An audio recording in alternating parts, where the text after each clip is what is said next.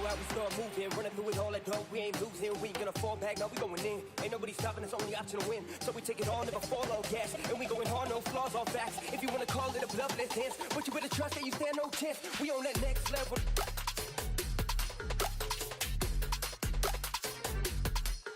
We on that next level.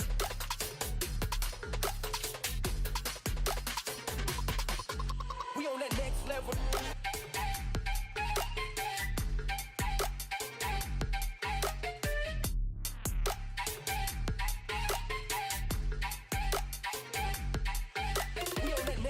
No capping, ain't nobody quite as good when I'm rapping. When I hit the stage, the flames they start flying. Ironic, the king of the jungle, but not lying. Wouldn't be as good as me if I stopped trying. Better just pick a corner and start crying. I'll be the one they looked up to when I'm crashing down. I was born for the throne, I look good in that crown.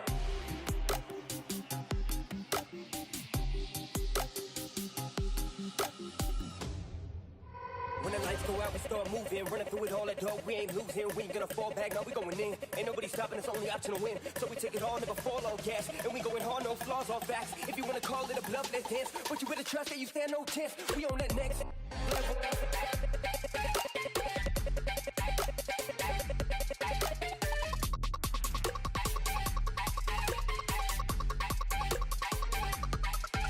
We on that next level.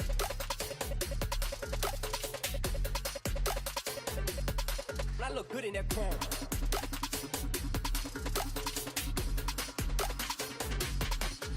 We on that next level.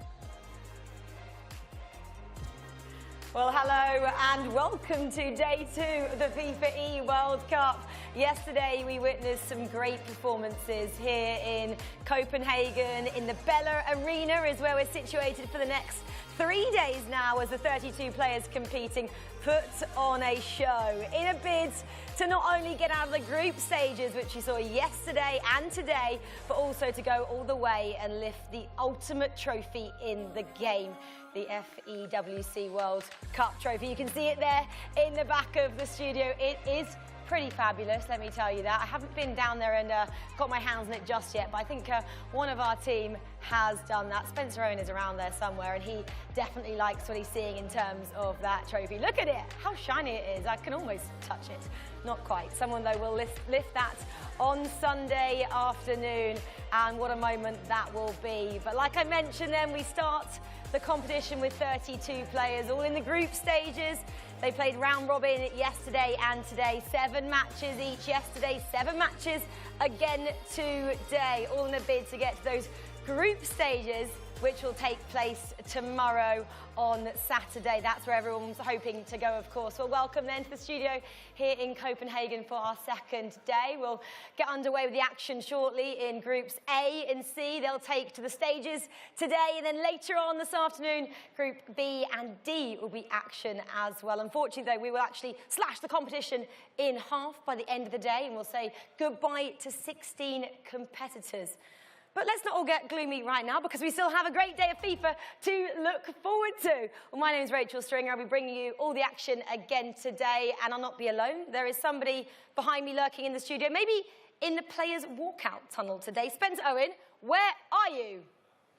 I am in the tunnel indeed. I'm feeling like a player myself, although those days are over. I did beat the world champ once, but I don't like to talk about it. Let's talk about the actual players. Group A and C kicking things off today. As Rachel mentioned, we're going to be halving the groups today. 16 people are going to be leaving us. Let's see who's going to be playing in Group A and Group C.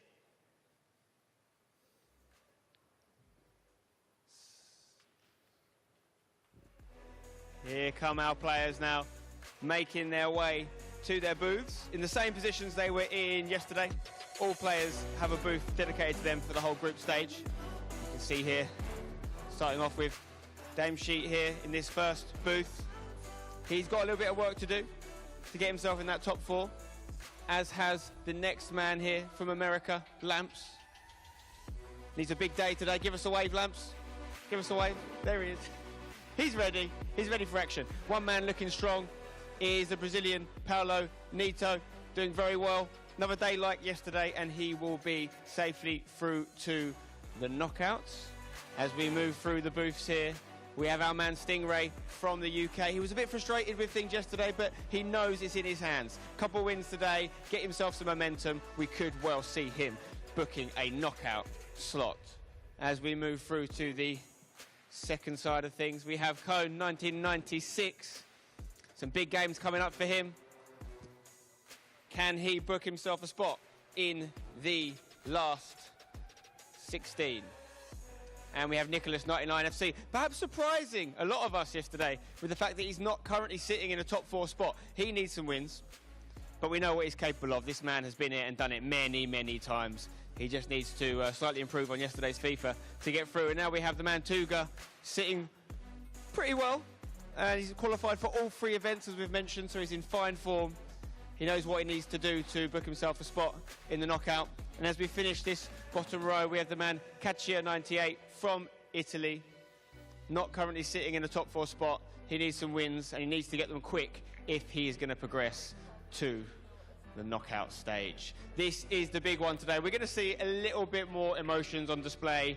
I anticipate some frustrations because people are going to start leaving the competition, and these points really matter now. If you thought yesterday was intense, today is going to be doubly as intense. I'm looking forward to it. Guys, let's get going, shall we? Back to you. Yeah, thanks for that, Spen. What a beautiful studio, and the players are ready and raring to go here on day 2 for the second round of the group stages. Well, welcome up here to the studio, our little private booth that we've got. We've been calling that throughout yesterday. We feel like it's a little bit of a FIFA party here, FIFA club at the World Cup finals. And I've got 2 members with me in this club. Richard Buckley, Mike LaBelle. Welcome back to the party. Thanks for joining me. Again, it wouldn't really be a party, would it, if I was on my own up here? So anyway, I'm glad to have you as company. Let's chat then about yesterday. I mean, it was great to be back here, wasn't it? Having a World Cup finally for the first time since 2019, Mike. Indeed, and we saw a bit of a mix of everything. We saw players that we didn't expect to do really well. We talked a little bit about Nicholas there, who's got a lot of work to do here, and I think most of us would have had him in the top 4. I think actually all of us did. We did our little private predictions that might become public predictions soon, later on today. But I'm really looking forward to the drama today because, as Spencer started off, we're going to see eliminations, which means there's going to be a lot of emotion. Yeah, totally. I mean, Rich, in terms of yesterday, kind of building on from what Mike just said, I feel like yesterday they could enjoy it a little bit, knowing that no one was going to go home. Today, we're going to lose half of them. Yeah, I think yesterday we saw nerves certainly playing a factor, even when the players who have been there, done it before, climbed to the top of the mountain. Nerves do affect you. And I think some of the best performers were the players who dealt with the pressure the best and just played the game, played the FIFA in front of them. Oilito springs to mind. I'm sure we'll have a deep dive into those groups and look at how they're standing after day one. But yeah, a really big day too for some of these competitors if they want to continue their FIFA season. This could be the end of the road if they've only qualified for the World Cup. Yeah, well said. It could end here for many of these competitors. Out of the 2 groups here, we're going to lose half. Only 4 go through from each group. Each group has 8. Remember, well, if you guys did miss yesterday, don't worry, we've got you covered. Here's some highlights from Group A and C from yesterday morning. Yeah, I mean, Young.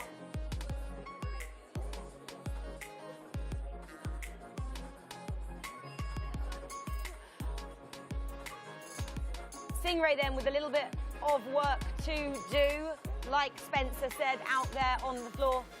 Zach Gaming, of course, Zach and Cal and his team next to him. This man, though, had a great day, the German at the office. We went kind of under the radar before coming into this and had a great first morning session. Did falter a little bit after that half-time. Levy, though, on form. Team Hullet are off to a flying start, aren't they? Yeah, they certainly are. All members of Team Hullet are performing well at the moment. You see Levy Daweed on your screen right there. He was absolutely unbelievable yesterday. 14 points out of potential 21. 2/3 of points allocated to him. Probably already done enough, even if he was just picking up a couple of points today. He's just about there. You're nodding. Maybe one more win. One more win. Alito, he's sitting on 16. I think 19 maybe is the magic number. Yeah, I mean, let's just have a kind of a look at what's going on, and we can then get a deep dive when we're seeing some scores in a bit. But you can just see the concentration, the emotion. That's exactly what we expect to see, kind of heartbreak moments at this stage in the competition. It's go big or go home, like Rich said. Today could be the end of the road for many of these guys. And this is nothing compared to what you're going to see today, because no one's been eliminated, no one's qualified mathematically yet, either or. Today we're going to see tears, I can tell you that right now. And we're going to see tears of adulation and tears of disappointment. And the biggest shift is going to come down to now players will know what they need. Therefore, you're going to see a lot less draws because they're going to go for it. Yeah, One Way Crazy, he's someone that definitely needs to get some results today. Otherwise, he is very much on a one-way ticket out of here. Had the most draws in the competition, 5 yesterday. Needs to convert those, doesn't he? 2 wins. Nicholas, again, a little bit of a slow start for the Iceman. And he's got that snake tattoo on his hand. Can he fight back today? Well, let's look then at those group standings after day 1. Yeah, so Young in Group A, very much in the driving seat, as is Levy there. 14 points apiece. Paolo Nato, again, pretty safe at the moment. 12 points. Team Haj, 10. Stingray, Lamps, One Way Crazy, and Dan Sheep with a bit of work to do in the bottom half of that. That's the drop zone, 5 to 8 at the moment. Moving over to Group C then. Olalito and Umit. Wow, what a morning they had yesterday. Kakerai, similar to what I just mentioned for the German. He had a great first couple of games, and then he faltered a bit. Tuga in the best position at the moment, looking like he could go through with a couple more wins. And the guys to watch out for, Cone, Peixoto, Nicholas and Catcher. At the moment, not in the top 4. Well, now you guys at home know what we're working with today. I want to just chat to Mike and Rich in a bit more detail about those standings. And Mike, I guess the big one is Young. SPQR, formerly, now a free agent, looking, guys at home, for someone to pick him up, sign him up for the new season. But What a stand-up performance for the Brazilian. As someone that I backed from the beginning, I always feel that a lot of South American players are able to make these runs, and Young was one of those guys that I think is next up. And Rich and I were talking earlier, we kind of feel that in Group A, there's maybe one spot available. They're going to battle for that 4th place, whereas when you're going into Group C, I'd say it's a 6 for 2. So you have 6 competitors that are in a position to go into that 3rd and 4th, because you've got to think that Alito and Ahmed have done enough, unless they have a catastrophe. Making up new words here to start the show. But they'd have to win nothing today, not to get any results, no draws, because they're right there. They're already on the cusp. We were looking at his stats, weren't we, Rich? Young, 22 goals scored, 16, though, conceded. So he can score a lot, but he doesn't really have a great defence. Yeah, he's very sort of offensive, but his games are always open. He's already opened the scoring today already against Stingrays, 1-0 up against Stingray. So I think we're going to see more of the same. I think for Group C, actually, I'm not too sure what we're going to see from Group C, because Olito had the day of his life. Is that going to continue? Will he finish first? He'll finish in the top 4, but I don't know what the placement is going to be like. Yeah, well, we'll stick with Young, what we just mentioned there. So that was the most goals scored yesterday, remember, at 22. Can anyone equal or better that today? We're waiting to find out. We're in match number 1 already, and Spencer is down the floor for us with an update. Yes, I am indeed. We've got a game going on right here behind me. You can see Stingray next to me from the UK. He's taking on Young from Brazil. That is 5th versus 1st in that group, and there's already been 2 goals. It's 2-0 to Young. Young is continuing where he left off. So you can see Stingray here, and if you pan up there, you can see Young just in the corner. But we're going to move to the game, and you guys can enjoy it because, yeah, Young's a man in form, and if he keeps this up, he'll be booking himself a spot in the knockouts way ahead of time. Enjoy, guys. Yeah, awesome game here. The Englishman Stingray taking on Young, who we were mentioning a short while ago. Top 4 in the That's a big goal. 2-1, sorry. Stingray is back in this. Yeah, big goal. He needs to fight back, doesn't he? I mean, he's got his coaching team there with that coaching tool. Mike, talk us through this goal. It's a beautiful start, a grand beginning, shall we say, especially if you maybe are a little bit nervous, you're coming into day 2. Again, everything's magnified, not only because you're on this stage, but because this is going to be that elimination day. Every single goal that you score, that you concede, everything starts to be a little more dire. And you need it to happen. And we're going to see so much more team press and constant pressure, especially in late game scenarios. Yeah, we had Cal from SAF Gaming, the owner of Stingray's team, on the couch yesterday, and he was just talking about the little team they've got there. Zaki's actually coached in 3 World Cups, so he's well versed at this kind of level of FIFA, Rich. So, you know, if that's the kind of person you've got in your team, surely last night it had a couple of words after sitting in 5th heading into this morning. Yeah, absolutely. And I caught up with Stingray as well in the hotel last night. He just said, I just didn't play well. I just didn't play good FIFA. And he knows that he's capable of winning these games, but this match right here between Young is sort of following the script of yesterday. It finished 3-2 when they matched up. All these are, quote-unquote, the second legs. You need to be splitting the difference. If you lost yesterday, you have to be taking at least a point, maybe even 3, from today's fixtures. And I also spoke to Stingray, and he said that he was going 7-0 today. No hesitation, very confident about it. But he's going to have to get through Young in this opener. I think for Stingray, even if he gets a point out of this, it would still be looked at as a positive start to the campaign or what needs to be done today. I think it's going to be a lot closer for that 4th position than we've kind of built at the opener of the show. Yeah, we were talking about that yesterday, weren't we? If they're going to kind of go big now on day 2 because there is so much at stake. And we thought yesterday was, you know, a lot to play for. Today it's just gone up that extra notch, of course. So we can stay in this for a short while. Can Stingray get anything else on that? No.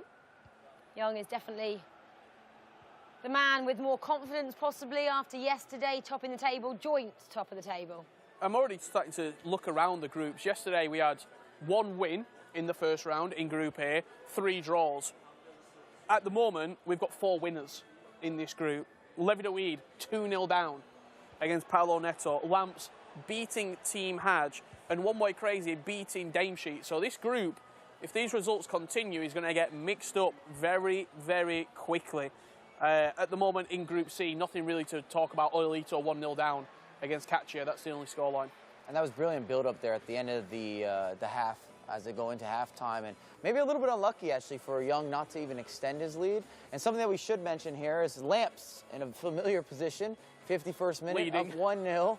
And yesterday, if you weren't tuning in or you maybe haven't taken the notes down, 6 out of 7 games. Lamps was ahead, but was not able to close it out, whether it ended up in a draw or even where he conceded late-game goals. Happened against Stingray, actually, yesterday as well, and he lost that game. So it's going to be the key. He's kind of been his own worst enemy in a way because he's always put himself in a winning position. Yeah, a little bit unlucky, I think Lamp said about himself yesterday. Well, we're very much brought you up to speed on Groups A and C. They're in action this morning. Guys, if you're missing a couple of players, don't worry, they're in action later. That is Groups B and D, but for the purpose of you guys at home, we'll just quickly update you and then get into these in a bit more detail later on tonight when they take the stage here in Copenhagen. So, Group B then, Emre Yilmaz, another Team Hullet player. It's a familiar field to Team Hullet and a familiar ranking position. Number 1 there, as in Group D. The JRA, what a comeback for the Spanish man yesterday. He lost his first 3 and then went on to win the next 3 and draw that last matchup. Tex fighting back as well. He said he hasn't played his best FIFA, but really is confident that he'll get through to the knockouts. Oberon, Pinner, a runner-up at the World Cup in previous years. Klenke, Gilles and Benny CR7. Group D then, Team Hullet again topping the table there with 15 points. Matthias Bonanno in second with 13. Dylan Mike, massive name as well, and in third with 11 points. And I'm sure you'll be aware of Didi Cristalito from North America with 10 points. Danny Pitbull, Edson, Dame and Webb Nazari have got their work cut out later on this evening. Guys, running theme there, Team Hullet. Team Hullet, but I would also say Group B is maybe the running theme this far of the competition, that anyone can still get through. They have no separation basically between first all the way down to last place. It's 1 game difference. We haven't seen that in any of the other groups, so no one's really safe. It's all going to come down to today in terms of who goes forward and who's going out a little bit early. 2 points, I think, wasn't it, for the top 6 there? So really, really tight at the top in Group B. Rich, quick word on your thoughts of Group B and D there in terms of, well, we've spoken about who's got a lot of work to do, but who's kind of stood out to you? I think when you look at Group D, you've got 2 front runners, really. Matthias Bonanno scored 7, conceded 4. A ridiculous record to have picked up 13 points, only scoring 7 goals. Like, that just doesn't really happen. And then Manu Bashar, first FIFAe World Cup, sort of coming in, came to the playoffs. Yeah, okay, what can you do for us? What can you see for us?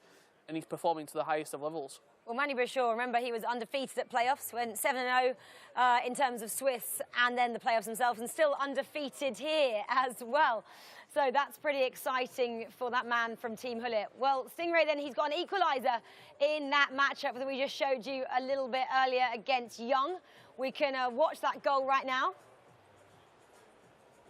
And you've seen some of that build-up from Stingray, looking for that opening pass, overlapping runs.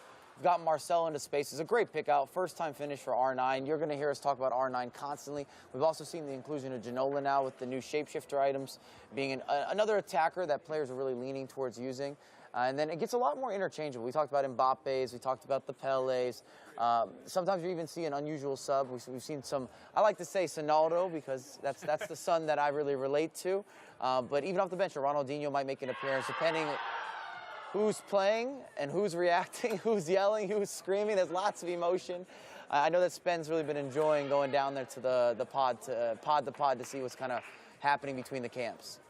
Yeah, totally. Well, we keep dipping in and out of these matches, and that's exactly what we're doing throughout the morning and later on as well. So you can watch all these matches on FIFA.gg in their entirety. We have all the streams running there. So if you want to watch these matches, pop over there and then come back and join us as well. Well, we've got an update as well. Stingray just got another goal. He's now 3-2 up over SPQR, formerly Young. Free agent now, remember, we keep having to remind ourselves of that one. And Young has been in the best form. Oh, what a pick out. Yeah, great. It starts with Marcelo, but just the classic ball roll. Maybe a little bit unlucky there for Young, who's guarding the line, but it is what it is. It's still good work. You don't see the celebration. But more importantly, Stingray now is able to extend and create a lead. 2-0 down. To then bring it back to 3-2 in one leg of FIFA is very impressive. So, look, we said Stingray, he said to you, Mike, that it might go 7-0. He said to me he just needs to play better. He knows he can play at that level, just has to... I think he lost his head a little bit yesterday when he's in these games and they're not going his way.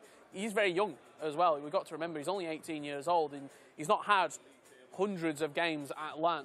So, it is going to take a little bit of time. Looks like he's turning it around at the moment. Very impressive. Yeah, exactly. Well, what a morning so far. Only match number 1, but technically it's match number 8, remember, isn't it? And whilst all these games are going on, we'll go down to Spence and see what he's got for us. Guys, it's all happening down here. Last time you were with me, Stingray was 2-0 down, as you know. He's now 4-2 up against Young, which is amazing. Speaking of goals, though, as we move across to the next booth, there's a big scoreline happening here. Paolo Nato has just scored another one. I think he's gone 4-0 up here against Levi David. Remember, Levi was the man on song. He didn't lose a single game until his last match yesterday, but he might be about to make it 2 losses in a row. 4-0 in a single leg game after 70 minutes is sensational from the man from Brazil. As we move through to see Lamps 2-0 up against Team Hadji here, that would be a really strong result for the American and trying to book a space in that top 4, although it's just got one back. Team Hadji makes it 2-1 on the buzzer, and here we can see Damshi is losing 2-0 to One Way Crazy. Damshi currently propping up the rest of the leaderboard. He needs a goal. He's just got one. Has he? Yes, he has. 2-1. Damshi's made it 2-1 there, so he's got 10 minutes left to try and get another one in there. But come back to me, please, because I've got another update for you in this Stingray game that just keeps delivering. Remember, he was 2-0 down, and he couldn't really afford to be. He needs to pick up some wins, but there is another goal in this one, and he's now 5-2 up. From 2-0 down, 5-2. We're starting to see what Stingray is really capable of. Speaking of 5s, by the way, Paolo Nato also 5-0 up against Levi David. The goals are coming in thick and fast. We thought they would today. It's decision day to get out of the groups, and it's all kicking off. Back to you guys. Some massive scorelines there, which I don't think we possibly predicted, especially after what we saw yesterday. Really tight, edgy games there, but we've been mentioning it, haven't we, all morning already, the fact that we are going to see people go big or go home. So it's, yeah, it's going to be a completely different way of playing today. Well, guys, if you want to get involved with us and send us some questions, these guys can answer. Anyone on the floor can answer as well on Twitter and Twitch. We'll just use that hashtag, or the 3 hashtags, below on your screen now. FIFAe, FEWC, and hashtag FameYourGame. Richard Buckley is the man with the iPad. He'll be throwing the questions out to the floor, to the studio, wherever they go. And, yeah, we'll try and answer as many as possible. So we do love to hear from you guys. Well, yeah, remember as well, you can watch all the matches and we'll try and keep you up to date. We're going to have some guests as well, like we did yesterday, starting from about 35 minutes time. So come back and check in who that guest is going to be. Right, Mike, where are we going to go? What are you looking at? I want the Tuga Umit game. It's in the 80th if I have a choice. I just feel as if there's going to be something there in the last 10 minutes. Which one? I'll take the Tuga Umit. Tuga Umit, please. If we can go to Tuga Umit, that would be quite the matchup. Tuga at the moment was in 4th place, remember?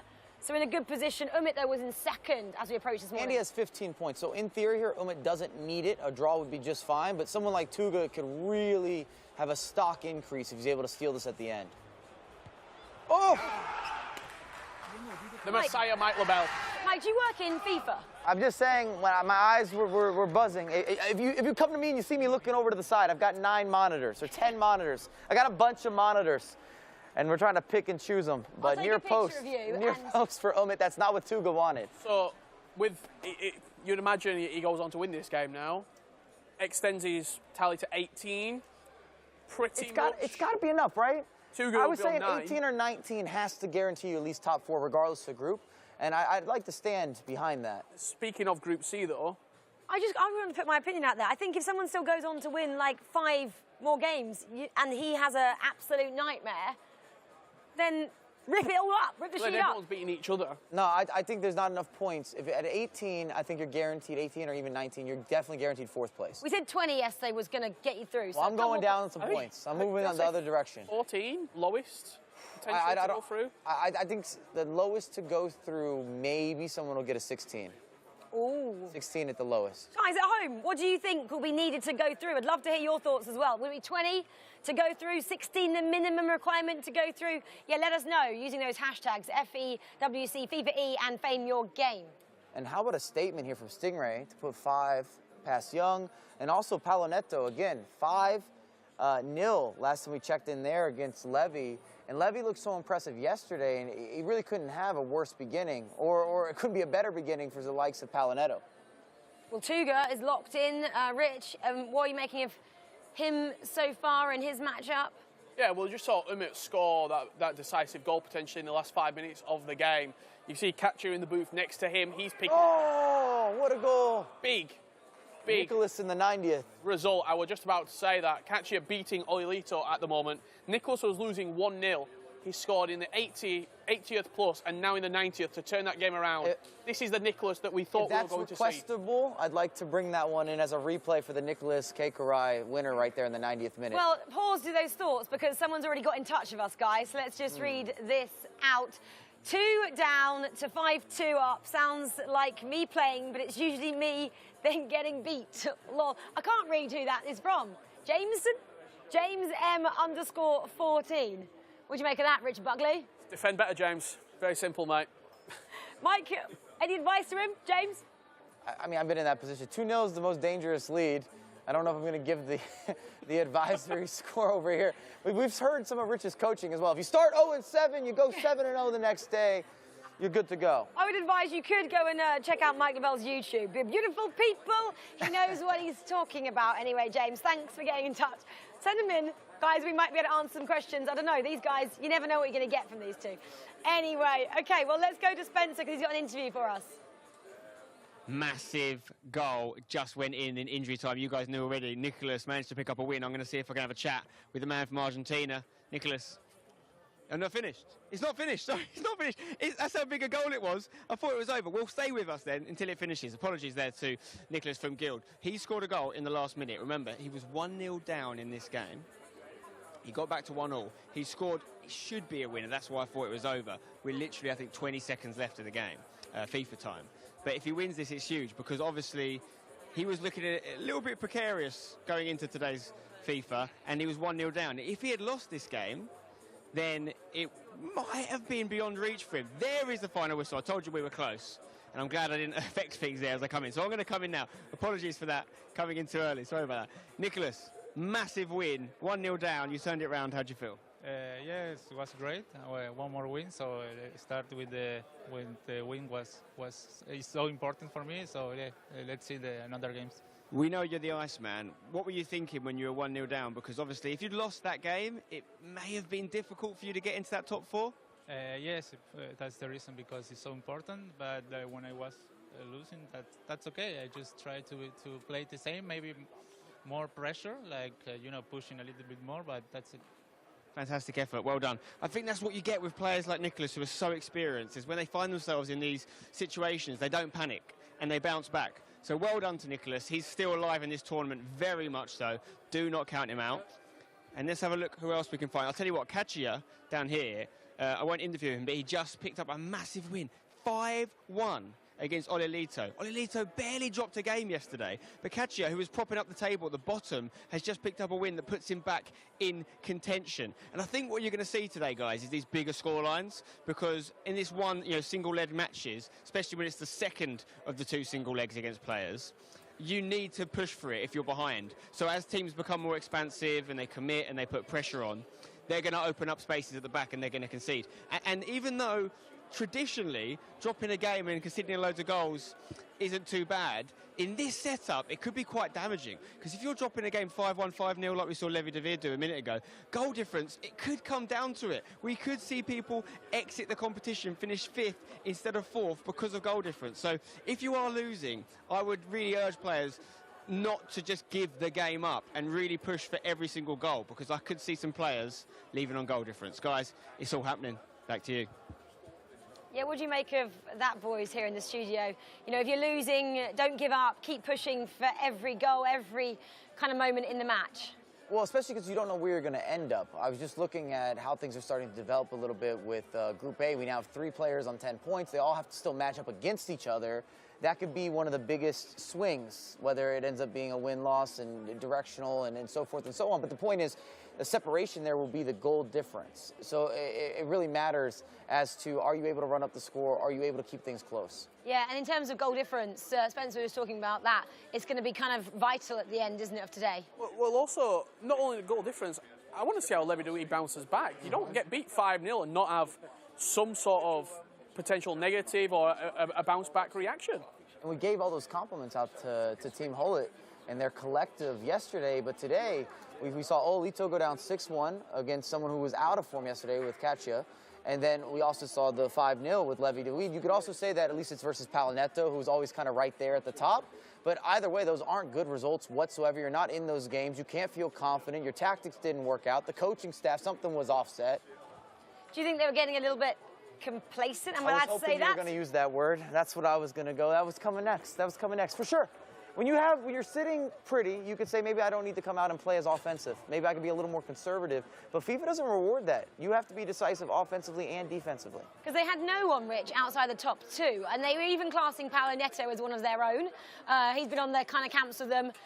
Don't quote me on that. I don't know. After that opening matchup, I don't know if he's one of their own. Don't quote me on that. Have a look at social media, guys. Team Hullet put Paolo Nato in their list of well-dones from yesterday, one of their own, and they included Ololito, obviously Emre Yilmaz, Manu Bashir, and Levy. So maybe not now after he just beat their star boy 5-0. He's getting eliminated from the group.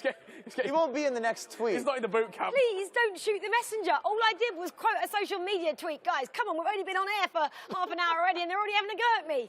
Come on, we're old pals here. Anyway, let's move on from Team Hullet then and talk about what else we saw in the opening round of fixtures. Lamps, Mike? Big result, huge result actually. Stingray, same thing, and they're playing against each other right now, which I would say is a premier matchup, so we need to get that on screen as soon as possible, because I saw them yesterday talking back and forth. And they were saying that they were going to get this game. Both of them felt really confident about the matchup. I think Lamps felt a little bit hard done from yesterday's matchup against Stingray, where it was a late game winner. There were some of that cancellations that we talked about with some of the skills. Maybe he just felt that he should have been doing a little bit better. How much would they look into those first leg results of yesterday when they matched up against each other? These guys know each other well, so it's not as if it's something new, especially with Lamps and Stingray in particular. But this is... Situationally, though, Mike. I would also say this is like the biggest bragging rights. If you beat not only your maybe friend or rival a little bit, but you also eliminate them from the World Cup, you take that spot, that's going to last the entirety of next year. I also think as well, I don't think they'll look too much into yesterday because it's gone now. Like, today's a brand new day. Maybe you take a little bit of what, if they were doing something technically in the game, and you take that into today, but I think that game yesterday and that performance has gone. It's been buried. It's a brand new game. And also in the complexion of the table, these two are both smack in the middle, 10 points each, 3 goal difference, I should say, separating them. Lamps are above by 3 goals. So if it does come down to head-to-head, this could be a massive game to see who gets 4. And these guys are both on a roll after winning their opening matchups, which, you know, against good competitors as well. So that's quite nice to see them as well, see if they can get a point here, get 3 points. Team Haj did make a comeback, though, against Lamps. It finished 3-2 in the end, so maybe that sort of being in front and then your opponent coming back into it could come back to haunt him. Stingray from right to left if you are just joining us here. We can watch this build up and then see if we can get anything out of this for Stingray. Oof. Oh, nice. It's smooth. It's just very clean. Very rhythmic with the way that you're building up there, the positioning, how the players are well weighted, the overlapping run, the extra pass that's being made. And that's what you're going to see at that pro level that you maybe aren't doing at home nearly as much. As these guys are always looking for that additional pass, the extra layoff, maybe the final skill move or that cancellation, something that gives you a little more flair to take a chance that's maybe 80% and then make it where you can't miss it. You see the smile as well when Stingray scored. I don't think I saw him smiling 7 hours yesterday. He's smiling, he's feeling good. And a confident Stingray is a dangerous competitor in this tournament. Well, I think a confident anyone is a dangerous competitor in this tournament, Rich. Not meaning to disrespect what you're saying there, but yeah, all these matches are going on then in round 2.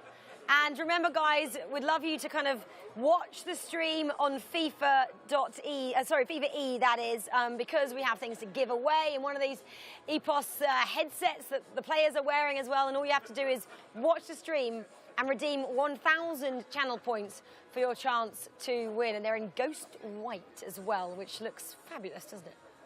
And one of the major takeaways from the first round is also that 90th minute goal for Nicholas. We didn't get to see it as a replay, but in order to close that out versus Karai, and it also gives him some momentum because we didn't really see many wins from Nicholas yesterday.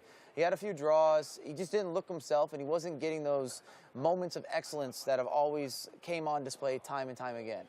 Well, we mentioned, didn't we, a little bit earlier about Levy. He needed to kind of have a bounce back here, and Damshi as well. He just needs to get a win, Richard. Yeah, still winless after 8 games, 3 draws, 5 losses for the Dutchman. But these two will be very, very familiar with each other. I think if Damshi would have wanted to play anybody, really, it sounds crazy to say this given Levy Doui's position in the table, but playing someone that you know how they play, someone that you've probably sparred against, played in the Eredivisie many a times, and just sort of got used to how they're approaching the game. Levy does have a 1-0 lead.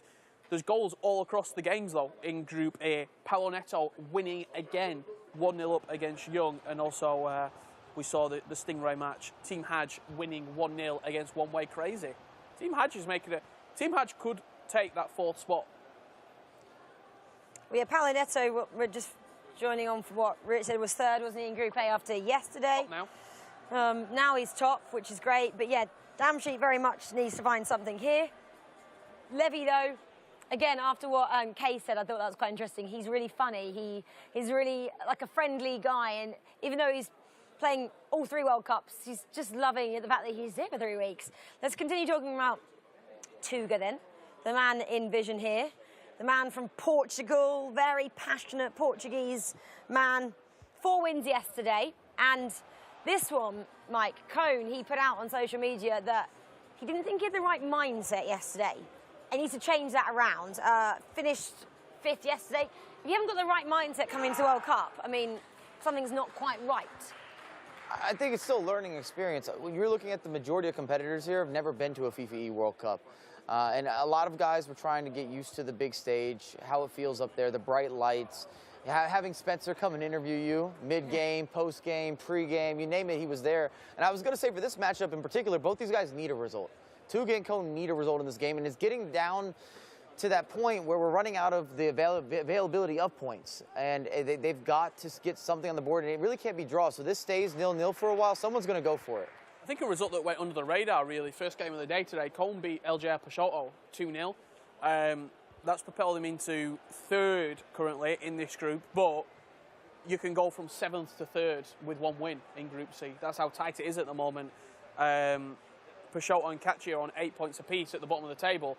If they were to get a win and a draw in the next couple of games, they're then 3rd, 4th, right again. So you do have to, as Mike said, try and convert these draws into wins. And I think you should start going for games as well. In that last 10, 15 minutes, you've got to try and win. And just because you had a fantastic yesterday doesn't mean today will correlate the same type of form. I know we talked about Levy a little bit, who looks like he's bouncing back. But someone I'm concerned about is Alito, who lost 6-1 in the opener. And now he's losing 1-0 against Umit. And Umit has been, I would say, the most consistent player throughout this group. Yeah, Umit went a little bit under the radar, didn't he, yesterday? We didn't really big him up, and I really, bad to me, I missed him out of my predictions to go through. Sorry, Umit, if you're listening, you're definitely not, so it's fine to say. Spencer interviewed him yesterday, and he kind of said that he quite likes going under the radar a bit, and he can kind of come out firing when he needs to, which is what he's doing now. Half-time, 1-0 over Ololito there. These two, after day 1 yesterday, were sitting at the top of that table there, and so it's kind of a really good test of who's got the edge after day 2 and who's got the mental edge as well, Mike. No doubt. And again, if you start the day out with multiple losses, just assuming that Olito's not able to get himself back on track, it becomes something that builds. The same way that positivity and momentum and having that confidence and getting those results, it plays such a big factor when you're on the up. The same thing can happen when you're on the down, even with having 16 points from the opening day. And if you're Olito, if you're sort of anyone involved with Team Holy Ninjas in pyjamas behind him right now, if you're a big Swedish FIFA fan, you just need him to get anything on the board. Just get the ball rolling, because he will quickly get dragged into that pack. People will be catching him, people will be getting on his back, and those big games when he's coming up against Nicholas and the people around him like Tuga, Karai, that if they start taking points off him, then it gets a little bit nervy all of a sudden. Mike, it'll be interesting to see, won't it, if his mindset changes, because yesterday Ololito said when facing Nicholas, I actually feel like I'm the favourite. This doesn't happen very often, but I'm going to say I'm the favourite today. You know, if the results continue how they are going for Ololito, Does that mindset just change back to how it has been for him throughout the last couple of seasons? In Aolito's defense, he said that yesterday, based on yesterday's form, where everything was clicking This is what for I mean, Aolito, yeah. and Nicholas was really struggling, especially offensively. We weren't seeing any of that ingenuity around the edge of the box. We weren't seeing some of the classic Nicholas attacks in some regards. But of course, as you're losing games, especially if it happens late and it's not so great, you're going to start saying, maybe this isn't my day. Well, let's hope it is everyone's day in terms of what they set for themselves, in terms of their goals, because that is something to think about. Everyone has their own goals. Some of it's just getting to playoffs. Once they get to playoffs, they have to reset their goals. Oh. That's actually what Levy said. He said his main focus for this year was to get to playoffs, to qualify for the World Cup. Now he's here, you have to set some new goals. Well, let's go back into one of the games then. Paolo Nato has been the man on form so far this morning. Let's see how he's getting on in his matchup. No, we can't go to that at the moment. I'm not quite sure. It was a good performance from Paolo Nato today so far. He's ascended up the table. He's taking on Young at the moment. I'll let you know what's going on. It's 1-1. The last time I saw it, Paolo Neto's just scored right now to make it 2-1 straight from the kickoff. Young getting us back underway, but Paolo Nato can... I don't want to say mathematically, because my maths have been incorrect throughout this tournament, but theoretically, a couple more wins, he would go to... If he won this game, he'd go to 18 points. The rest of the pack's probably on like 10-9. We've only got 5 games left to play. That's 15 points available. Pretty much he's going to be through. We got the Richard thesis on the mathematical equations. He's got his calculator under his chair and he's got my his abacus. Dictionary as well. He keeps looking down at the iPad, but I'm not sure that there's any information there on the mathematical alignment. Well, this is a great matchup, though, Mike. We'll stay on this one for the time being. Just give us your thoughts on it. We have the two Brazilians facing off. Remember, Paolo Nato, representing Atlanta United, still lives in Brazil, flies over for EMLS, also current EMLS champion, looked good in League Series 1, 2, and then, of course, finishing out the Cup. He's just one of those players that everyone, including all of us up here, has taken to get through this group and to make a real run in the FIFAe World Cup. We feel that he's poised, or I feel that he's very poised to be there.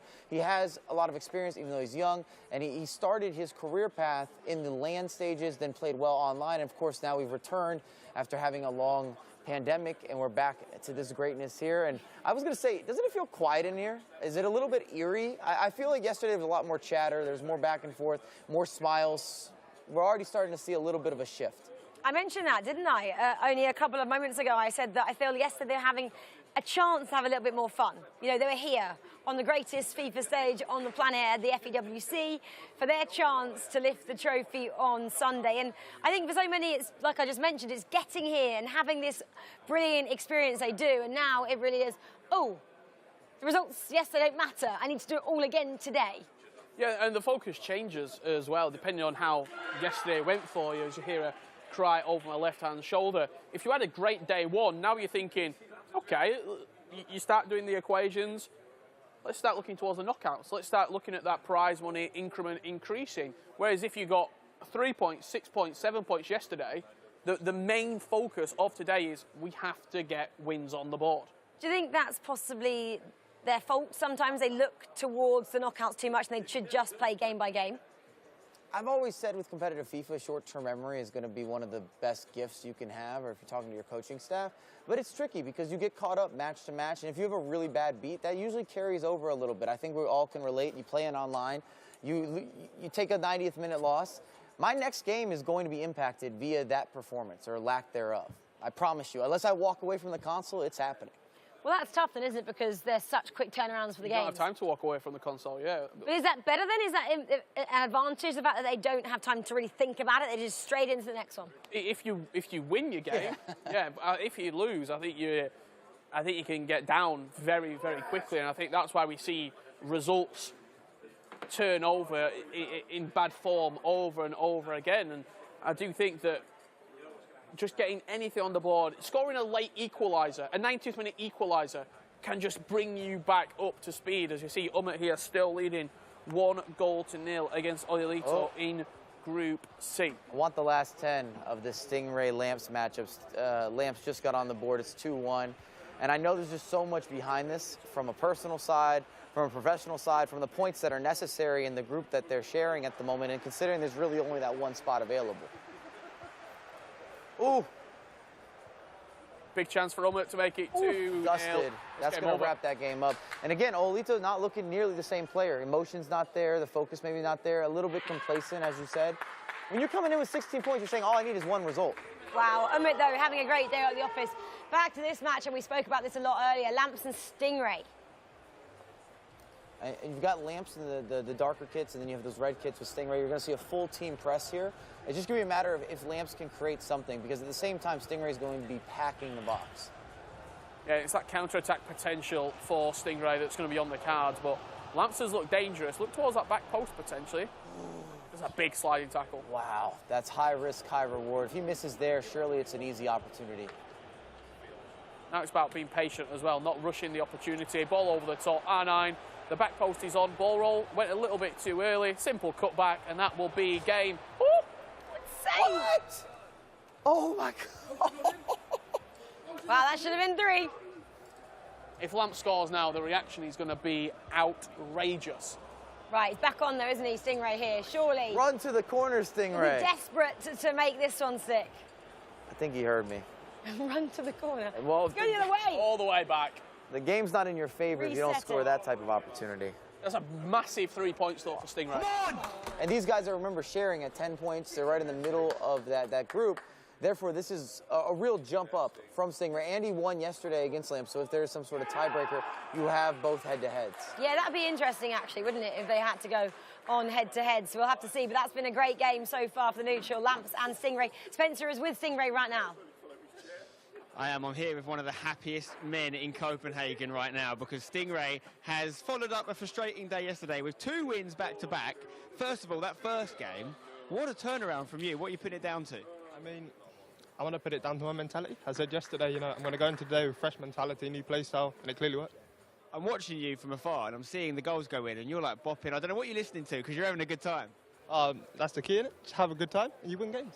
Have you got music on or have you got commentary on? I've got music all the way. What music you listen to? I'm listening to a bit of D-Block Europe. Okay. This is the secret, clearly, because it's working. That game there, or that last minute of that game, talk to me about that off-goal line clearance. I don't think I can. I'm not too sure what happened. 1 minute I've played the extra pass, I've shot, I think the ball's in the back of the net. Next minute, you know, he's on the attack and he's flying at me. Listen, guys, this is a testament to how important strong mentality is, as Stingray mentions, because yesterday, a bit frustrated, wasn't quite going his way. He started today so well, considering he was down, I think 2-0 down in that first game, when you're not. Turned it around to 5-2 win.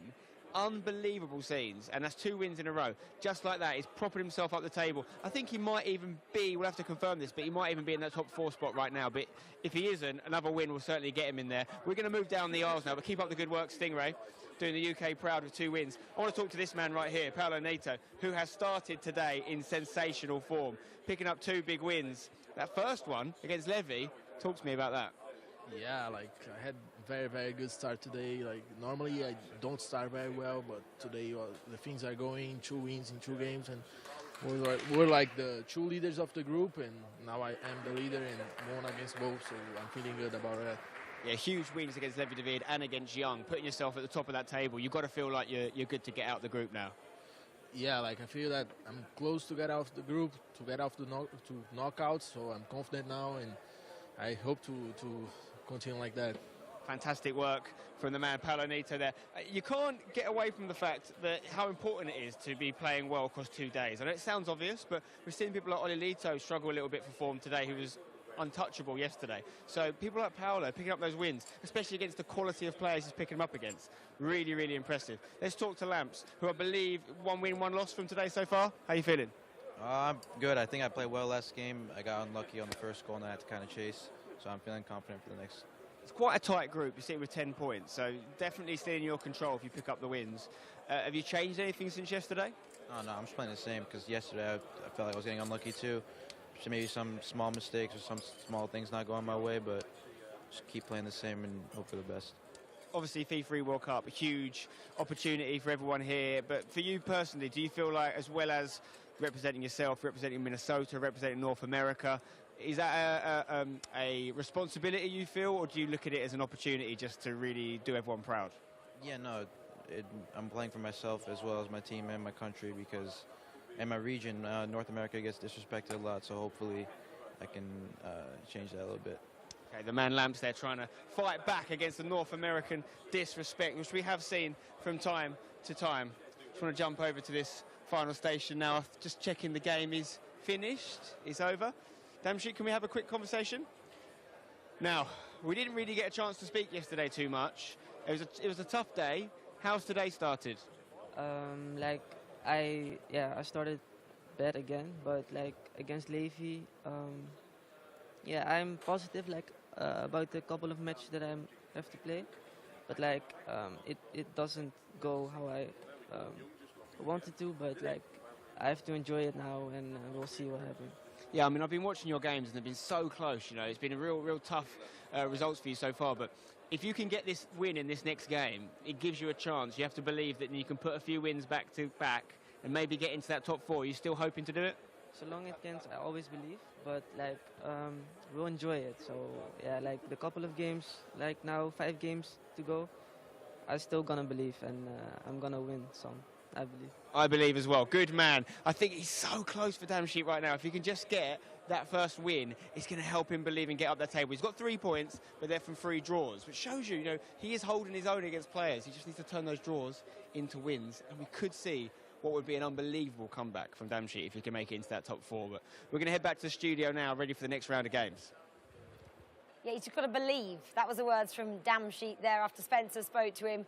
Got to believe that he can convert those draws into wins. How does he do that, Mike? It's hard for someone like Damshik who doesn't have necessarily a lot to play for now. I know you've been doing the calculations, but I don't know if it's possible for him, even if he were to win out, to now get a qualification because he's waited so late to kind of get going. And he's had some moments that have been a little bit unlucky, whether it's a missed penalty kick, not converting, giving up a late goal. There's been a couple of late goals, especially yesterday for him, that he conceded in key moments that would have got you just off the cushion or got you off the couch, and then you're on to the winning ways. I mean, mathematically, I think it's possible. But in terms of, would it be a miracle, Rich? Yes, it would be a Copenhagen miracle if Damshik was to qualify. I just think he would have to win all his games and then results would have to go his way as well, because he's climbing the table. People are already going to be winning as well. Stingray is going to push that 4th spot even higher if he continues to get results. It's a tough ask. We watched the end of his game just then between Damshik in the studio while Spen was doing the interviews between him and Levy Douid, and he looked really good. Did Damshik, just couldn't get that final ball, that final pass over the line, and it must be very frustrating for him. Yeah, and I mean, I love the fact that he did say, I'm here to enjoy myself as well, and I am doing that, which is a massive part of it. I know what's on the line, the stakes are high, but there's still that level of enjoyment. If you don't like what you're doing, then why are you doing it? We also constantly talk about it, but it's always going to be slim margins. The results, the difference between a win, a draw, a loss, it's such small margins at the competitive FIFA level, and it could be the extra dribble, the extra touch, the extra layoff or lack thereof, or a bad defensive step, a poor offside trap. We can go on and on, but it's always these small details. Well, small details at the top level of any sport are what kind of separates the winner from the loser. It's the 1%. I think it was Saf Cal talking about that yesterday. And I mean, they've found that percent, haven't they, in terms of Stingray going out today. Really found maybe 10, 15%. He's found quite a lot. But let's have a look then at what the scores on the doors are, Rich, after that round of fixtures. Yeah, I can tell you, I can give you some updates. Paolo Nato won 3-1 against Young. Really good performance from Paolo Nato. Stingray obviously beating Lamps 2-1. Levy Douid shut out against Damshik 2-1 as well. And One Way Crazy beating Team Haj. So as it stands, with Group A fully updated, you've got Paolo Nato top of the pile on 18. Levy Douid picking up a win on 17. Young, Stingray 3rd and 4th currently. And then One Way Crazy and Lamps and Team Haj all within a point, and 1 win of then reclaiming the spot off of Stingray in 4th. Putting it out there, admitting Group C's on 21 points, guys. Was that the... He's qualified. The key point, through. 20 was going through? I still think the number is 18 or 19. I really do, for that, at least for that 4th place finish. But with that being said, Olito's at that point where he's almost got to stop the bleeding, because he's lost his first couple openers, especially in the first matchup where he had Katja. That's maybe a result that he expected to get something out of, and he didn't. And you've got to get something on the board here, otherwise you start asking, could it be possible? Because the group, everybody's starting to inch a little bit closer, and 16 points doesn't look nearly like the same separation that we had after day 1. No, exactly. Well, we're going to pause on the chat for the moment because we have a special guest joining us as well. Dr. Nightwatch is in the house, well, virtually in the house, from Team Falcons, of course. Hello. Lovely to see you. Thank you so much for your time this morning, this afternoon. We're almost this afternoon. Dr. Nightwatch, I'm sure you will have been watching yesterday and the action unfolding today. Firstly, just an overview of what you've been seeing and what's possibly surprised you so far. I mean, we've seen a couple of surprises, and I think most notably Young in his group. His performance yesterday, I think, was the biggest surprise of the day. I see that all of the games are pretty tight, pretty close. There's almost no blowouts, with a couple of exceptions. So it's a really tight and contested tournament, from what I can see. Yeah, it has been, especially yesterday night, which has kind of changed on its head a little bit today. People are realising exactly what's at stake. In terms of points, we'll get your opinion on this before we delve into the matches. We kept saying 20 points was going to be key to going through. 21 now is what Umit's got. Do you think he's safe? I think Umut specifically is safe, not only because of the points, but also because of the way he plays. I think Dami said it yesterday pretty well. I think each group will have its own different story. I think there's a certain group of death which will maybe require more or less points. Some groups where you have some clear favorites, so you have people only fighting for 2 spots realistically. So I think every group is going to be different in its own way. And how are you, as always? The doctor.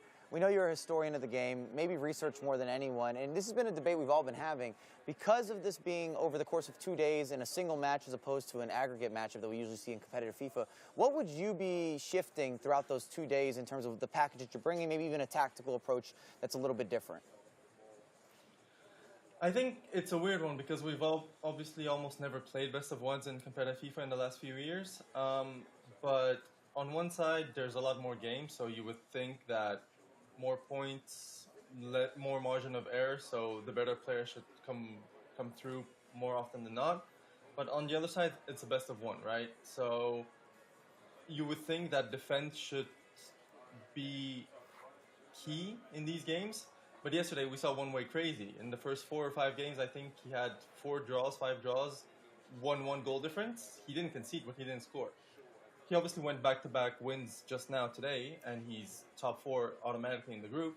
So I think defense is key, but it's best of one. So it's kind of golden goal, if I may say so. I think it's really difficult to have a game plan for these games. Nightwatch, Richard here on the couch. Lovely to see you, lovely to chat. I want to get your opinion on Team Hullet, because they have been outstanding in this tournament. They've been outstanding for a number of seasons now. Not only what do you think they're doing well, but players like Manu Bashar, who first ever E-World Cup, even Levi DeWeed, his first ever E-World Cup, and it just looks like another tournament. What are they doing so well, and also mentally, how are they preparing for tournaments like this?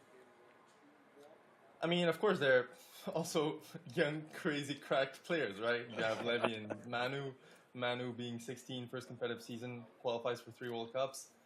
I think being so good and cracked at the game already helps you massively. I think being in an org which has 4 representatives at the World Cup, plus the affiliates of Atlanta that we saw today, I think that helps massively. You have experience all around the place. You have Ololito having won international events. You have Levi obviously winning the online Foot Cup. So even if it's not a LAN, it helps. I think we've had a couple of LANs this year that kind of help take off the pressure of set players. So I think they're naturally crazy at the game, and it's one of those where when you're so good at the game, you play with confidence, and it doesn't matter that much the pressure, because you're just that much better than everyone that you kind of nullify it. And the doctor, I'm going to put you on the spot a little bit here. I just like saying the doctor. I know you do. But it's one of the best names out there. Who would you say are your early favorites, or maybe even the middle stage favorites here to win the entirety of the FIFAe World Cup? I mean, I think it's no surprise if you throw Richard Buckley's favorite into the mix, the Matias Bonanno of the tournament. There's no surprise there. I know he's had a tough group stage so far, Nicholas, but I think if he makes it through to the knockouts, he's one to win it, definitely. The question is if he will get past his group of death, so to speak. I would say Matthias, and then if Nicholas gets through the group stages, it's Nicholas. If not, it's Matthias. 2 questions. I got follow-ups along the exact same lines, all right? So we've had a lot of debates about Matthias here. So first, let's go back to Nicholas. If Nicholas wins this, does he have the claim of being the greatest FIFA player of all time? And then I'll have a second question for you after that. I think in the eyes of the fans of the game, the fans of the esport, the people who know the ins and outs, he is up there definitely. I think he's not that much of a household name compared to a Tex and a Dossary and maybe a Bruce Granick to make that shout yet. I think just because of the online clout, you know how social media is and nowadays the GOAT debate. But I think if he does win the World Cup, he just needs a couple of more years of good performance, like a trophy or something, and he's definitely up there. Because then he would have playoffs, he would have World Cup, he would have E-Club. I mean, potentially, he'd have a shot maybe at the E-Nations here. We've just seen him perform time and time again. And then I want to build on that because I still don't know what Richard was wagering. I wanted to know, but Rachel interrupted whatever the wager was going to be. But Richard was saying if Matthias went ahead and hit the trifecta, it would have been the greatest season of all time, and then you'd have to put Matthias as the greatest player of all time. You know how he likes to build up a story. What do you think about that? Maybe we're just manifesting here for Richard. I mean, if anyone ever does the trifecta this season, we have Tuga, we have Tex, we have Bachora, we have Matthias. There are a few options. So if anyone manages to do the trifecta, even two, winning 2 World Cups, E-Nations and the World Cup or E-Club World Cup, I think that's. I think Tex's FIFA 19 season is still up there, but I don't know. It's in terms of the best season, it's up for grabs. Definitely, it's up for grabs. You mentioned Tex a little bit in that. I want to talk to him about you because he's got 10 points so far. He seemed frustrated. Saw him at the hotel. He weren't really chatting to anybody else. He went straight to his room, sort of de-stressed. I don't think he likes one leg. And I don't want to say it's as simple as the one leg format won't do that for him, but do you think he's in that category with Nicholas where if he gets out the group, which is, it seems crazy saying if, but it is a really tough group he's in, he's then one of the favourites to go on and lift the E-World Cup? I think we saw that on FIFA 19 already, right?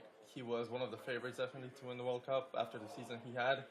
Then he had a tough group, didn't get out of it. I think last game against Megabit is what cost him.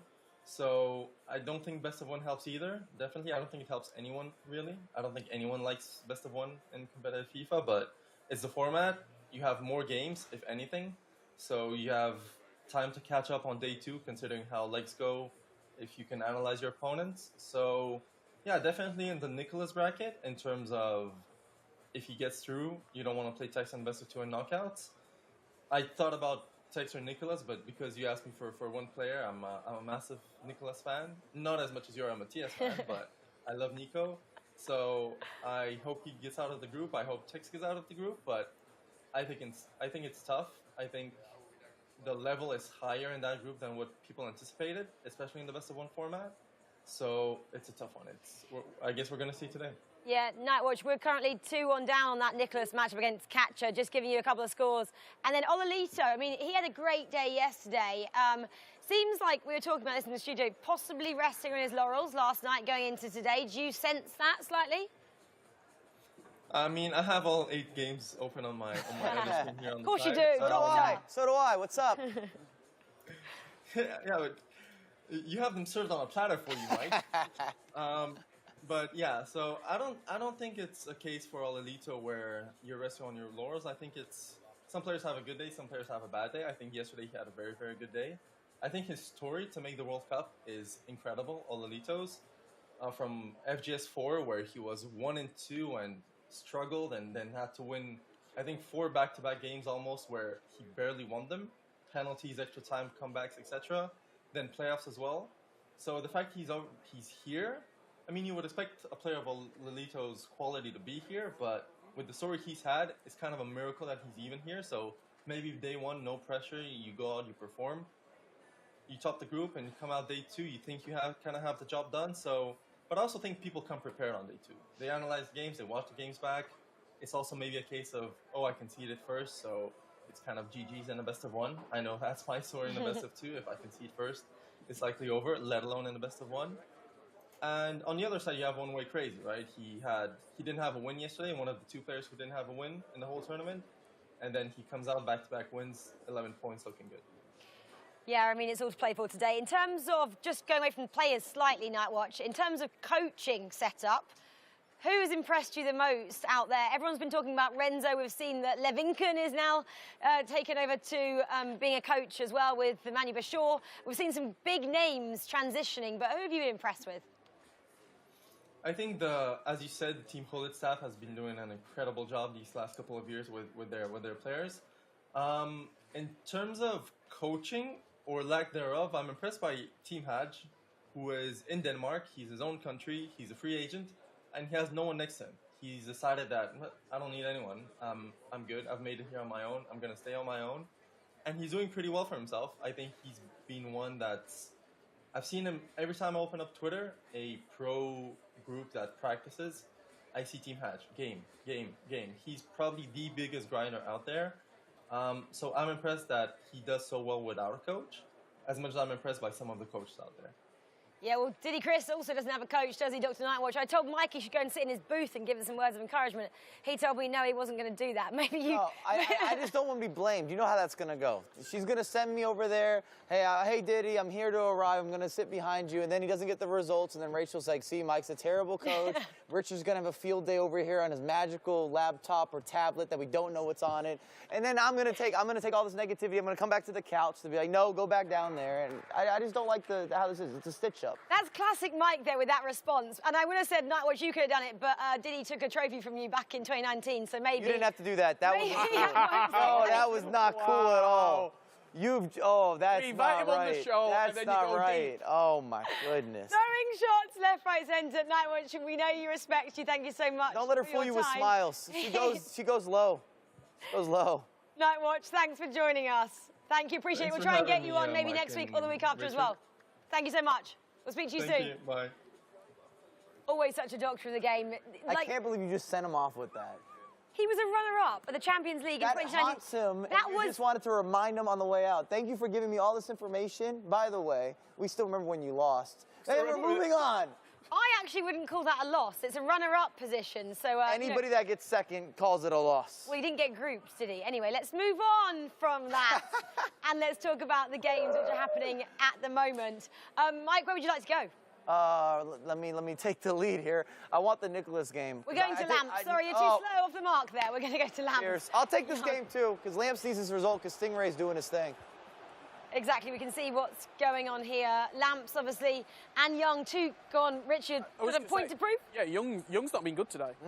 Young's played poorly. He's conceded 5 against Sting. He conceded 3 against Paolo Nato. I think he was losing in this game as well against Lamps. He's made a bit of a comeback, but he needs a result here because 14 points isn't the target to be on, and a fantastic finish there as well from Lamps to go back in front. And another player that you're not necessarily seeing used by a lot of the competitors, Gareth Bale steps into space. Again, that upgraded Gareth Bale, green time finish on that left peg. Look at the movement, the swerve, the curve. Goalkeeper went for it, no chance, converts. It's gorgeous. 3-2. And I was going to say, Young hasn't been terrible or bad, so to speak, but he hasn't been as complete. Yesterday he was much better defensively. Offensively, we've always known that he's had that capability, but he had better balance in day 1 versus day 2, and that's really caused a big difference in terms of the gameplay. Well, hang on, he did concede, what, 16? He's conceded goals? 24. Yeah, but he was scoring so many goals yesterday that it was able to offset, and I feel like he conceded some goals after already having a big lead, so it wasn't a true conceding in the run of play, if that makes sense. It's consolation goals. Well, I can tell you as it stands, Richard Buckley live update, he drops out. Young. No, he doesn't. He goes 4th. Richard, put the iPad down. We're okay. Lamps is 1 point away from him as well. Well, we also haven't seen him play under pressure. Yesterday, he was kind of coasting and boasting from the beginning, and he was able to keep that momentum the whole way up. Now he's going to have to face adversity. Stingray would jump over him. Well, with Stingray currently beating One Way Crazy 2-0. All set to change then after this 3rd round of matches, which is pretty exciting here. We said it was going to switch around, didn't we, after day 1. Day 2 now, things are really hotting up as people are trying to make it through to knockouts on Saturday. Well, guys, I think there's a special guest waiting in the wings. August Rosemeyer, aka Aggie, of course, is joining us. Hi, nice to see you. Take a seat. You've been watching the matches this morning. What have you made of, well, firstly, the studio here? Amazing. I mean, it gives me those vibes that we are at the biggest events, and I mean, bring back so many memories for me. I've been there. I've been sitting there and, you know, fighting for the trophy. So very nostalgic. I love it. Yeah, what do you make of the pods and the coaching tool? It's really kind of, I guess, taken another step up this year in terms of what the capabilities are. Yeah, definitely. I mean, you have more opportunities now to analyze and to be more going into details of your game and studying your opponent. And I think it's very interesting, and it makes sense to, you know, adjust it and make it even better and give the players and the coaches better circumstances. So, yeah, I love it. Yeah, I mean, it's such a great setup. And Aggie, I'm going to put you on the spot straight away. Who's looking good so far to make it through to knockouts? I mean, it's still very early. I personally feel like that the group stage is one thing, but when you come to the knockouts, when you get over that hurdle, the tournament changes. But so far, I mean, looking at Umut, has been doing excellent. And then I would like to mention, a bit biased maybe, Klinge from Denmark, because I know that what was my he's next question coming to you. Yeah, I know what he's capable of, and he also qualified for last FIFAe World Cup. So I think he's been waiting for this, playing on home soil, and he's looking great. And if he can get out of that group, which is, in my opinion, maybe the group of death, he'll be looking dangerous. We're going to go quickly, Rich, sorry, just into this match, and we can chat over this as well. But Stingray, you watched him at the Premier League, of course, when we were working there together. He had a good comeback this morning, hasn't he? Yeah, definitely, and that's why I love the format that you have 2 days. So if you don't particularly play up to your standards the first day, you can still fix it, and it looks like he's doing that. It goes the same way for One Way Crazy, who's obviously currently down right now, but he also won his 2 first games. So this is a very important matchup between 2 players who started out the day perfectly. But yeah, he impressed me as well. I mean, watching him at the E-Prem, I was maybe expecting a bit more of him, but now he's here and he showed why he's one of the best players in the world. And as you say, it looks like he's starting to really find his way into this competition. Aggie, on that point of this matchup, One Way Crazy and Stingray, Spen has grabbed One Way Crazy for us for a word. I have indeed. Quick chat. It's a defeat for you there to Stingray. You're sitting on 11 points. I think you're a little bit outside the top 4 right now. What do you need to do? I need to go on and win some games. Stingray played a good game and I didn't take my chances, so it was fair enough. But I have to win some games. Stingray is like the most informed player in the room right now. I think that's 3 wins for today, back to back. Like, what's his play style like? Well, he's very offensive. He does some skill moves that not many players does. He cancels the Lacucreta. That's very hard to do this year, so he's a very good technical player. But it's all about you now. How important is getting the win in the next game? It's very important. My first day yesterday was not that good, so I've won 2 games today. So I have to get some more wins. Best of luck. Still sitting on double figures, just needs to get some wins. We're going to move over here now and see Haj, who we didn't really get to speak to yesterday, and was mentioned by you guys a minute ago. He's sitting here coachless, on his own. He's doing pretty well. Just got a 0-0 draw with Levi David. How do you sum up your performance so far? Yesterday was really good. Today I'm feeling really unlucky, but that's how it is sometimes. I think I need 2 or 3 wins. Yeah, you're pretty much in the same position as One Way Crazy. You're both sitting on 11 points, so outside that top 4, but there is room to get back into it. What's your target for the end of today's group stage? Of course, to go through. I hope to win the last 2 games or 3. And talk to me about the fact that you're here with no coach. Is that you prefer to be on your own? Yeah, sometimes. I was a free agent before, that's why. So he's a free agent, guys. Snap this guy up because he could be getting into the top 4. Oh, he's not a free agent. He was a free agent, and that's why he's not got a coach. He's no longer. Sorry, guys. He's off the market. Well done, Haj. Keep going. Right, we're going to move over here. There's 2 more people I want to speak to. As we come backstage, we can do this. Just be careful. This is perilous. This is real guerrilla reporting. It's what we do here. I want to talk to the 2 guys. Oh, one of them, is he gone? Is Umut gone? He's gone to the bathroom. We'll go to Olilito instead. Ollie. Right. This time yesterday we spoke. We were 3 games in. You were win, win, win. Today I think you're on loss, draw. Is that correct? What's happening? I don't know. Like sometimes you have a really good day and sometimes you have an off day. Today I don't really feeling it at the moment. But luckily I put myself in a very good position yesterday, so I don't think I need a lot of points more. But of course I will try to get as much points as possible now. I think the most important thing is that you stay calm and you stay balanced. You know, when you're winning like you were yesterday, don't get too hyped. And when it's not going to plan, don't get too worried. You know, we know how good you are. You've got to be targeting a few wins now just to bounce back and secure that spot. Yeah, and as I said before, I think I had a very good day yesterday, so I don't really need a lot more points. So one win would probably seal it, I think. But of course, every game I go into, I want to win. So let's just hope for the best. Thank you very much, Lolita. It just shows you guys how we always talk about it, how one day can differ from another day here. You know, you can be the most informed man in the room one day, and something just subtle changes with regards to how your opponents are playing or how you're playing. And the league table can suddenly turn its head. I can't speak to Umut right now because he's not here, but what I was going to tell you about Umut, if I had the chance to, was that he was 2-0 up in his game. It went to 2-2, and then he got the 3-2 win, which means he's now the only man in the room with 8 wins, okay? The closest anyone else has got is 6 wins. He's got a 2-win margin. The man keeps winning. He's also not drawn a game. And actually, that was the first time we saw any draws today in that last round. The first 2 rounds, there was no draws across both groups, which is not what we've been predicting. And I think we're seeing people really fight for those points and push to get goals in the single leg setup. Back to you guys. Yeah, thanks, Ben. Yeah, Umut there, 8 wins so far out of the matches he's played, which is very impressive there. He's gone to the bathroom, so we couldn't get a word with him. But I want to talk about Lolita and what he was speaking to Spencer about. The fact that obviously yesterday he had a great day. Today not really going his way. He said he just needs to keep calm. Aggie, what would you do in this situation? You had a great first day. You haven't quite converted it and carried on that reign of form today. Feeling a little bit, I guess, uncomfortable now. How does he just get back in the swing of things?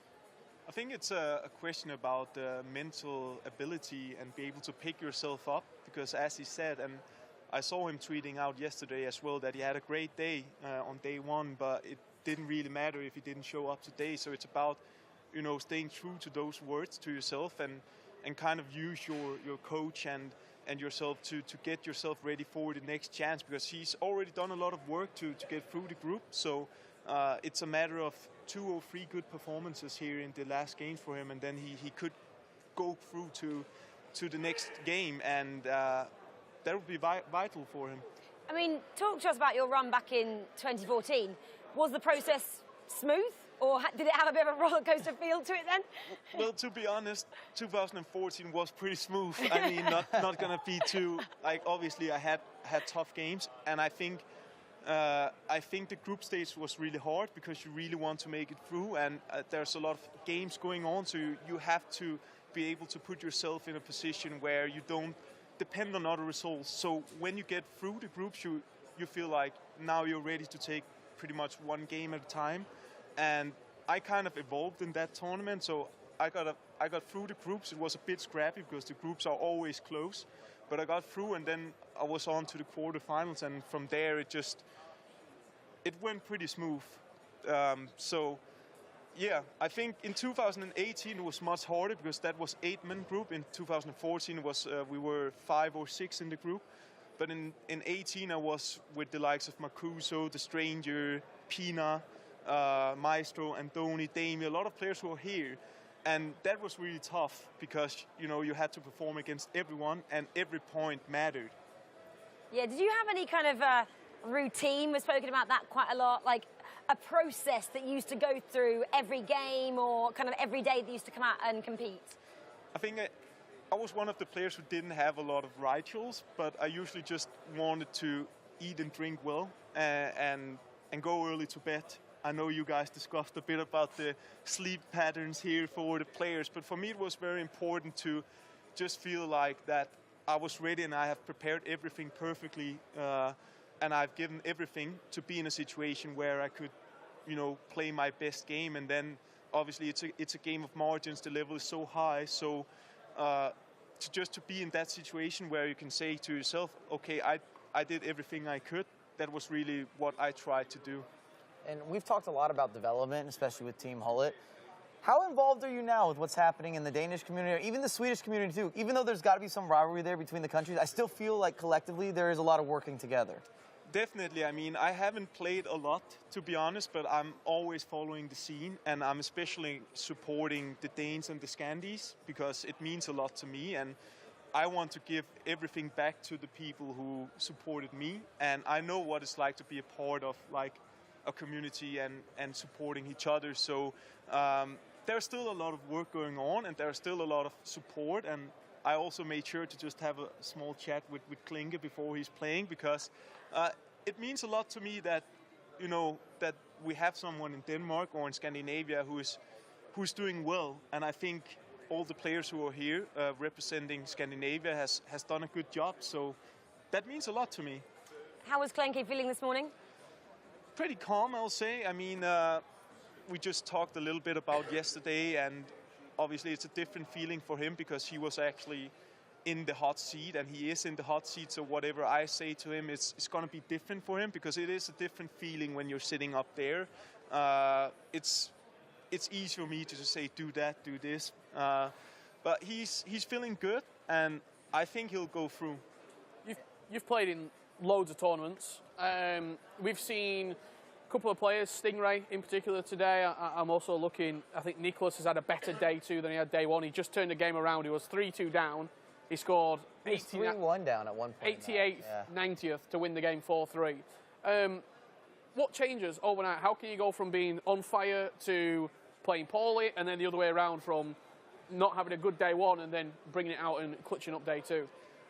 I think again it's a lot about like the mental aspect, how you set yourself up, which position you are in, and the results show it. Everyone can beat everyone. So if you're not there 100%, and it doesn't matter if you're playing against the guy who's maybe bottom of your table, you can still lose if you're not there. So it's all about keeping yourself in that kind of moment and flow, right? And being in the zone and never stop being focused, because that's at least what works for me. But obviously a lot of the players have different routines and different way to approach games. But I feel like that's the most important thing. Never get out of focus. Yeah, it's pretty hard, isn't it? Well, maybe not when it's kind of one leg, but these games are coming back to back to back, and we've had 3 this morning already. So let's just bring you guys at home up to speed after 10 rounds of fixtures so far. I can't believe I'm already saying 10, Rich. Not long to go now, only 4 matches left for these guys to seal their position in the knockouts on Saturday. So let's quickly run you through Group A and C, who are in action, of course, this morning. B and D come later. Paolo Nato there, we just spoke about him a little bit, 21 points to his name. Levy then still continuing that form from yesterday. Stingray bouncing back, Young faltering a little bit compared to yesterday. Aggie, did you expect that from the Brazilian? I think he's, as his nickname says, he's young, he's pretty new, and at least from my own experience, I'll say that when you come to this event, it's something different. It's not like all the work you've been putting into it. It's just a different event. It's a different mentality you need to come up with, and I think personally that experience matters a lot. It matters a lot that you tried this before or tried something similar, and that's also why I believe that some of the more experienced players will try to show up when it really matters, such as Nicolas. I think he still have the opportunity to make it, and you have the likes of Tuga and Ololito, who's not been to a E-World Cup before, but he's pretty experienced as well now. And when did you feel that crossover where you felt like you had enough experience? Because when we met initially back in the day, we were both teenagers competing. And then at some point, and I wouldn't say at that moment, you weren't ready to win yet, but obviously you built into being a multi-champion. So at what point did it cross over for you? I think what I did was when I first arrived to my first one in Dubai in 2012, I was totally new, totally green to everything, and I was just happy to be there. And then I evaluated after being grouped there and started to say, I want to come back next year and I want to take a step further. And then it became like a process to me, and then like the cliche to say the third time is the lucky charm, that was where things started to just fall into place for me, where I had this feeling before the competition started, I'm going to win this time. And it was just like a feeling that is hard to describe because it's not as easy as it sounds, but it was just how I felt when I walked into that competition, that I'm going to win this time and there's nothing that can stop me in doing that. Well, maybe someone that's thinking that now, he's maybe listening to you, Aggie, is Lamps. He's just got a goal in this game and he's been a bit dejected so far. He keeps saying he was winning yesterday, Aggie, 6 out of his 7 matches and just couldn't quite convert, and he missed a penalty. So not the best day at the office. This is a very nice goal. Wow, well worked.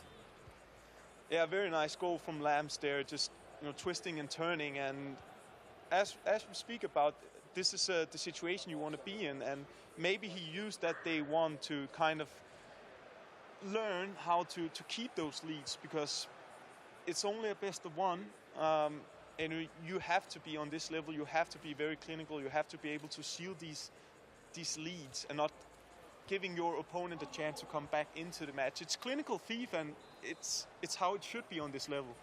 Yeah, exactly. Well, we had a little look earlier as well. We didn't quite go through it. Group C, how tight it was. Everyone was on 13 and 12 points there. So it's going to really flip in terms of margins. Rich, you probably have that from Group C in terms of the standings, which didn't quite have a look over. Yeah, there's five positions and 1 point separating. That's it. It's crazy. From 3rd to 7th. Tuga on 13 points. Alongside Kekere, and then Cone and Eljana, Peixoto and Nicholas are on the exact same points, exact same goal difference. So if those two do progress up, it will come down to head-to-head. So a question on that note, because we do have all this information available. If you were competing, would you want to know if you needed to go for it or what was happening in the other games? Because at some point here, it's going to come down to, during your match, you will know what's happening in other matches. It's just a matter of your coach is letting you know. Yeah, it's so hard because you want to stay focused to your game and just go out and play it without being able to needing a specific result. And that's also what I said about you really don't want to come into a position where you're depending on all the results on the last match. But it seems like, as the groups are and as the level is here, that we're probably going to come down to it in every group because it's so close. Well, surely you need to know, let's say that you're drawing even in a game, but you now know you need a win. The last 15 minutes or 10 minutes of the game, I need tap on me, tell me to pause this, we're going to cue something up. Aggie, while you're here, you can pick a match. Where do you want to go, by the way? We can go to any game you want. And as a guest, he should obviously get first pick. I think it's there's a lot of games to pick between, but I think the importance of Nicolas against Umut, because Umut is obviously... I think it's safe to say that he's through now. Yeah. But for Nicolas, he's arguably maybe not the biggest favorites, but at least in top 2 or 3. And he's on the edge right now, and it's a big game for him. So I would personally go with that one. Well, we've got it. Your wish has been commanded. Is that the right thing to say? Yeah. Your wish is my command. It's been commanded. Anyway, we'll stick with this for a little bit. Nicholas and Umit, 0-0 at the moment. Obviously, it's only just begun, this matchup, but a crucial one for both of them. And we heard Spencer talk about it. Umit, 8 wins. What a 2 days from the German so far. Yeah, I mean, his mentality is pretty remarkable. He had a smooth sailing as well at the playoffs. You were never in doubt that he was going to qualify, and I feel like he's one of the very best, and he's been it for a long time now. I think already in FIFA 20 he was on everyone's lips because he went very far, and I think he were also in some cross-console finals as well. So he's a very, very good player, and he plays with, as I'd like to say, the new generation plays with no fear. Like, they don't care. They're not afraid to lose. They're not afraid to take risks, and that's why we see so many young players coming forward. And that goes to show that maybe I'm speaking a lot about experience matters a lot, but these guys doesn't have a lot of experience, but they just have so much confidence that they just go straight into it. It's a different era because when we were first starting to play, Bruce Granick, for example, or Alfonso Ramos or August would win games sometimes that you weren't always the best in, but people weren't ready to beat you. You had to be ready to defeat someone, and there was a lot of accolades and names that still played a factor into sometimes getting those results. But I guess also for someone like Umit, both of you, we saw him at the Champions League finals, and I think he was really disappointed to go out. Obviously, he got to the final 8, but go out so early there. And that's the kind of situation you need to put yourself in to bounce back here and get the fire to really go, well, I've been one of the best 8 in Europe, now let's take it up a level and go again here. He's obviously been a German champion a couple of times as well. Really good team in RB Leipzig, so it's all kind of fitting into place? Well, and into August here, and maybe you have more. I don't know that we've seen him peak yet. Yeah. Because we saw his introduction to LAN in Atlanta, where he had that cross-console final that you were referencing. Then we had the online stage for the next couple years, and now he's back. But I'm not sure we've seen the best Umit, and he's been incredible this year.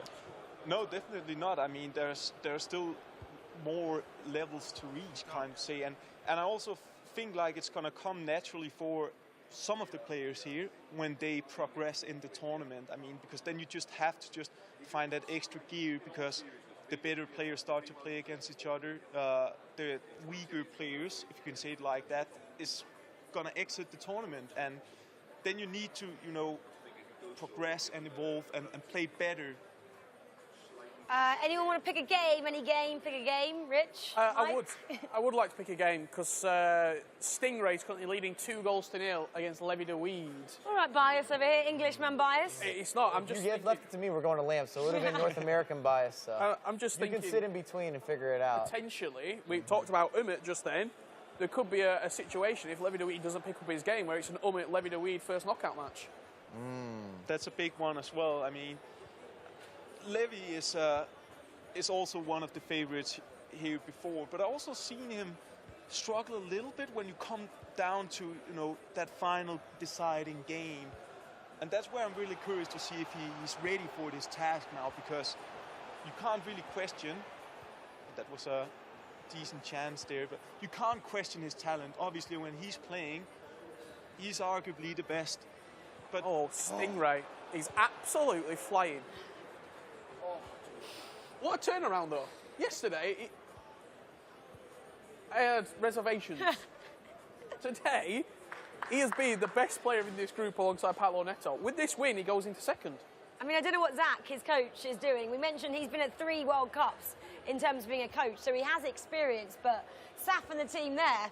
I think he took the coaching tool home. I'm He just took the saying. coaching- Like, I saw him Is that walking loud? with a tablet. I don't know, but there was tablets being walked with. I walked past the booth this morning about 30 minutes before we went live, and Stingray was well in practicing. Is it going to be a third? games. Ooh. And Zach Marr he was there on the tablet, on the coaching tool, cooking something up, chefing something There's up. no one who's utilized it more. It has to be said. If you walk around this room, you can give me the camera, whatever. You talk to Spencer. There's no one else that's more dialed.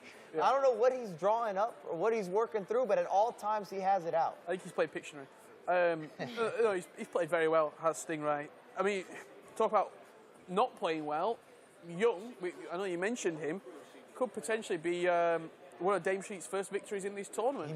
Young can't drop points here. Can't If afford Young to. drops points against Dame Sheet, he's really struggled in this tournament. I think mentally, you've gone.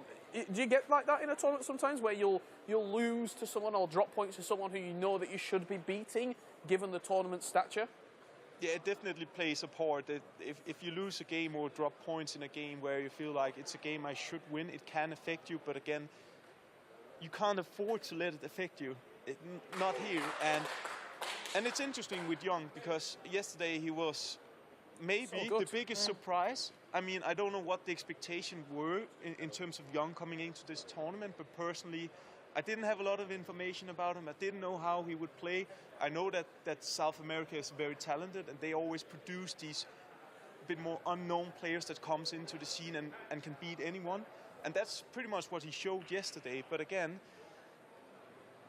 days can change so fast, and that's what we're seeing here. And he needs to pick himself up as well. And that's also why the majority here, except for, I think, Team Hash, who doesn't have anyone behind him, which it's interesting.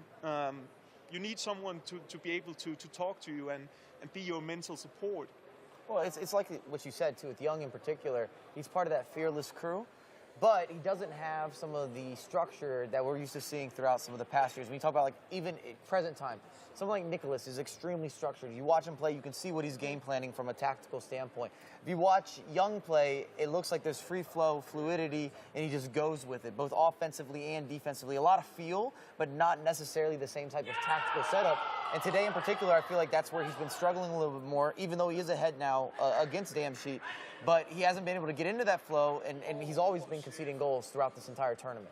I mean, he does speak, though, Aggie, yesterday he did anyway, about the community in South America, that they kind of are supporting him, they're messaging him, they were there at playoffs with him. Can you tap into, I guess, their expertise? Can you ask them some things even though they're not here with them? I think it's more something that, you know, it's hard to kind of communicate with people who aren't here physically, because you want to be in the moment.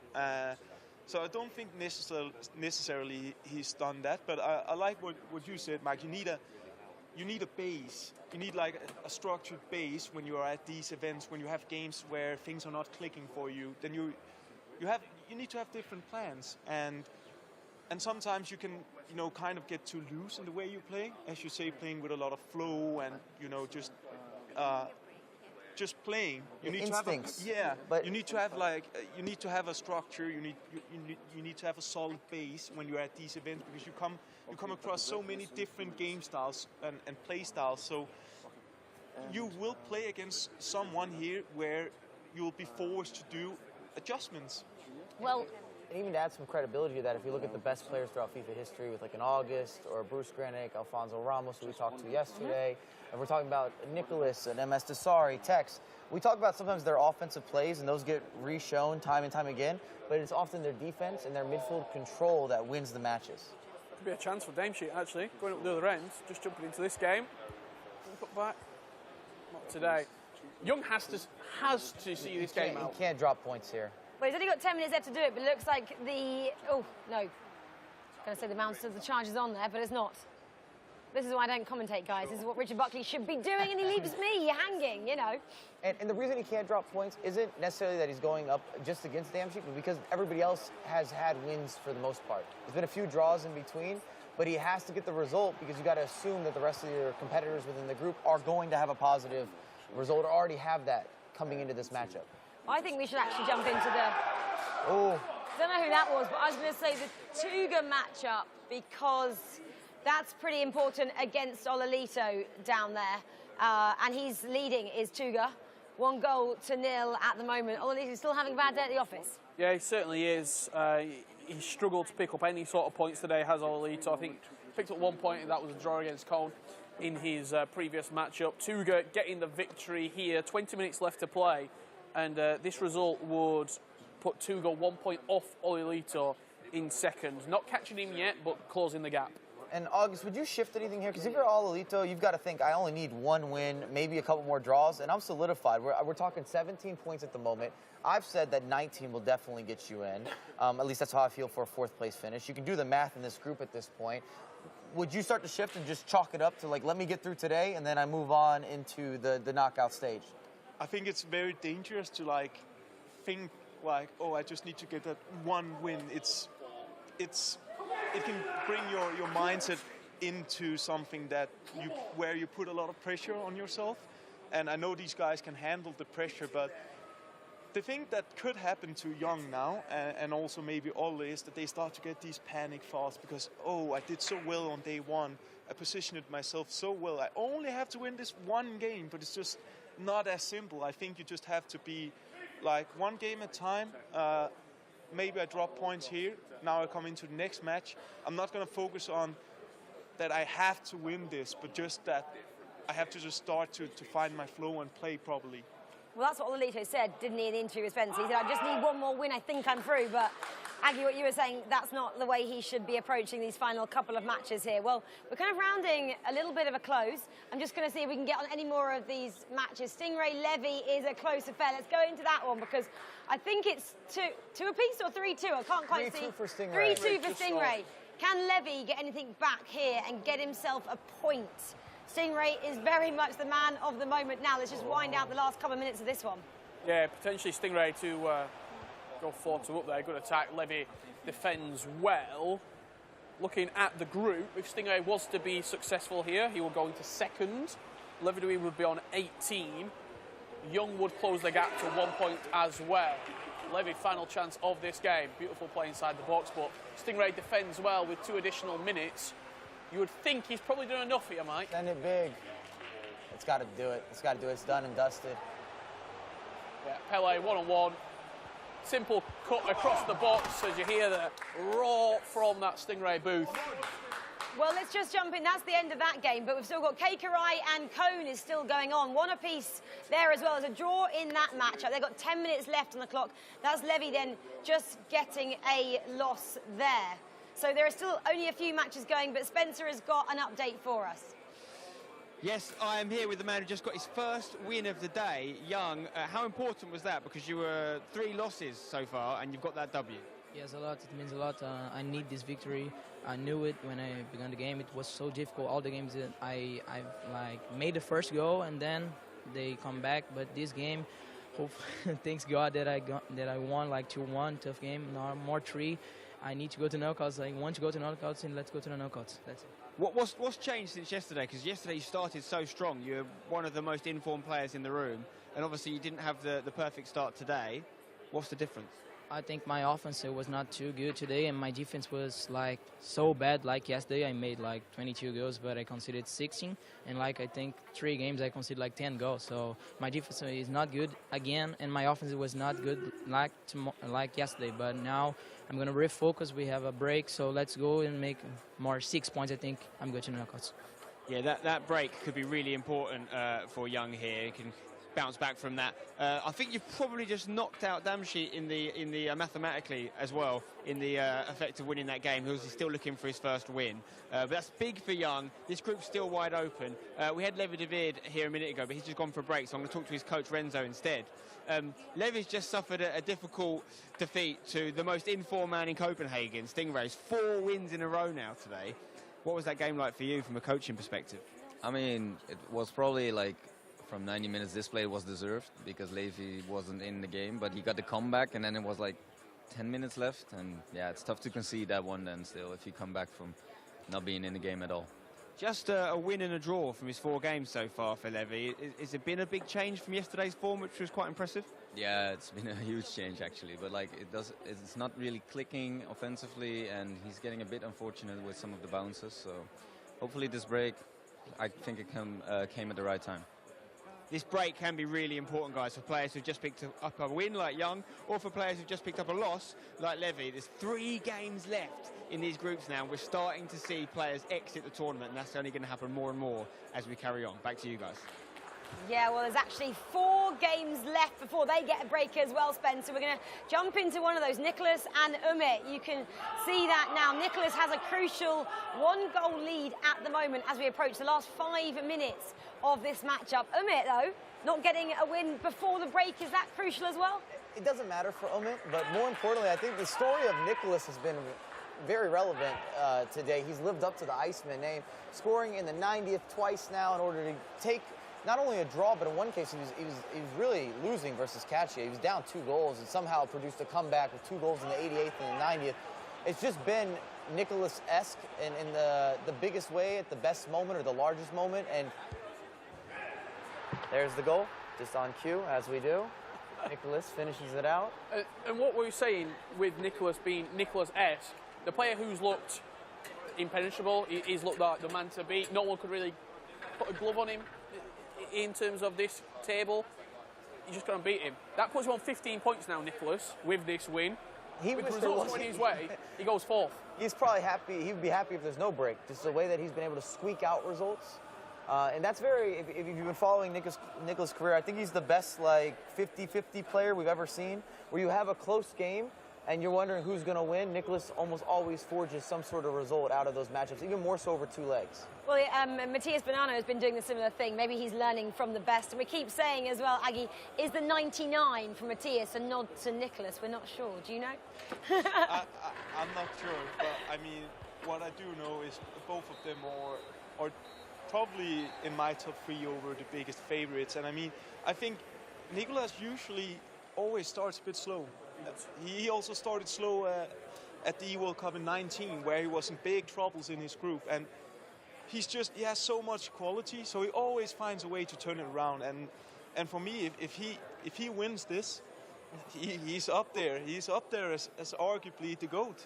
Well, he mentioned that's what I was saying before this as well. Because if he's won this, he's had multiple playoff wins. We've seen him win LQE. We've seen him win the E Club. Potentially has something happening maybe with the E Nations. Players of that stature, though, as well, Iger, one Champions last League, quick sorry. note, they don't play bad 2 days in a row. You get one bad day, you're not going to get another bad day from Nicholas. So I think this was always to be expected. Yeah. Exactly, and like his stability, like the consistency he has. I mean, I've been lucky or unlucky enough to play him a lot of times, and his character as well it's really remarkable, and it's one of the biggest players already, and you just expect him. You never have this feeling that he's going to choke something or he's going to go out early. You always know he's going to be there, and if you're going to beat him, it's going to be a guy who has a really good day or get, kind of a bit lucky in order to beat him. It takes a lot to take him out. Yeah, well, Nicholas is very much back in the game. He's in the top 4 as it stands heading into this break with only 3 matches remaining in the group stages for Groups A and C. We're going to have a little break now on the sofa. Aggie, thank you so much for joining us. Please come back later on for Groups B and D where you can give your thoughts on those. But for now, Sven is standing by with a couple of guests.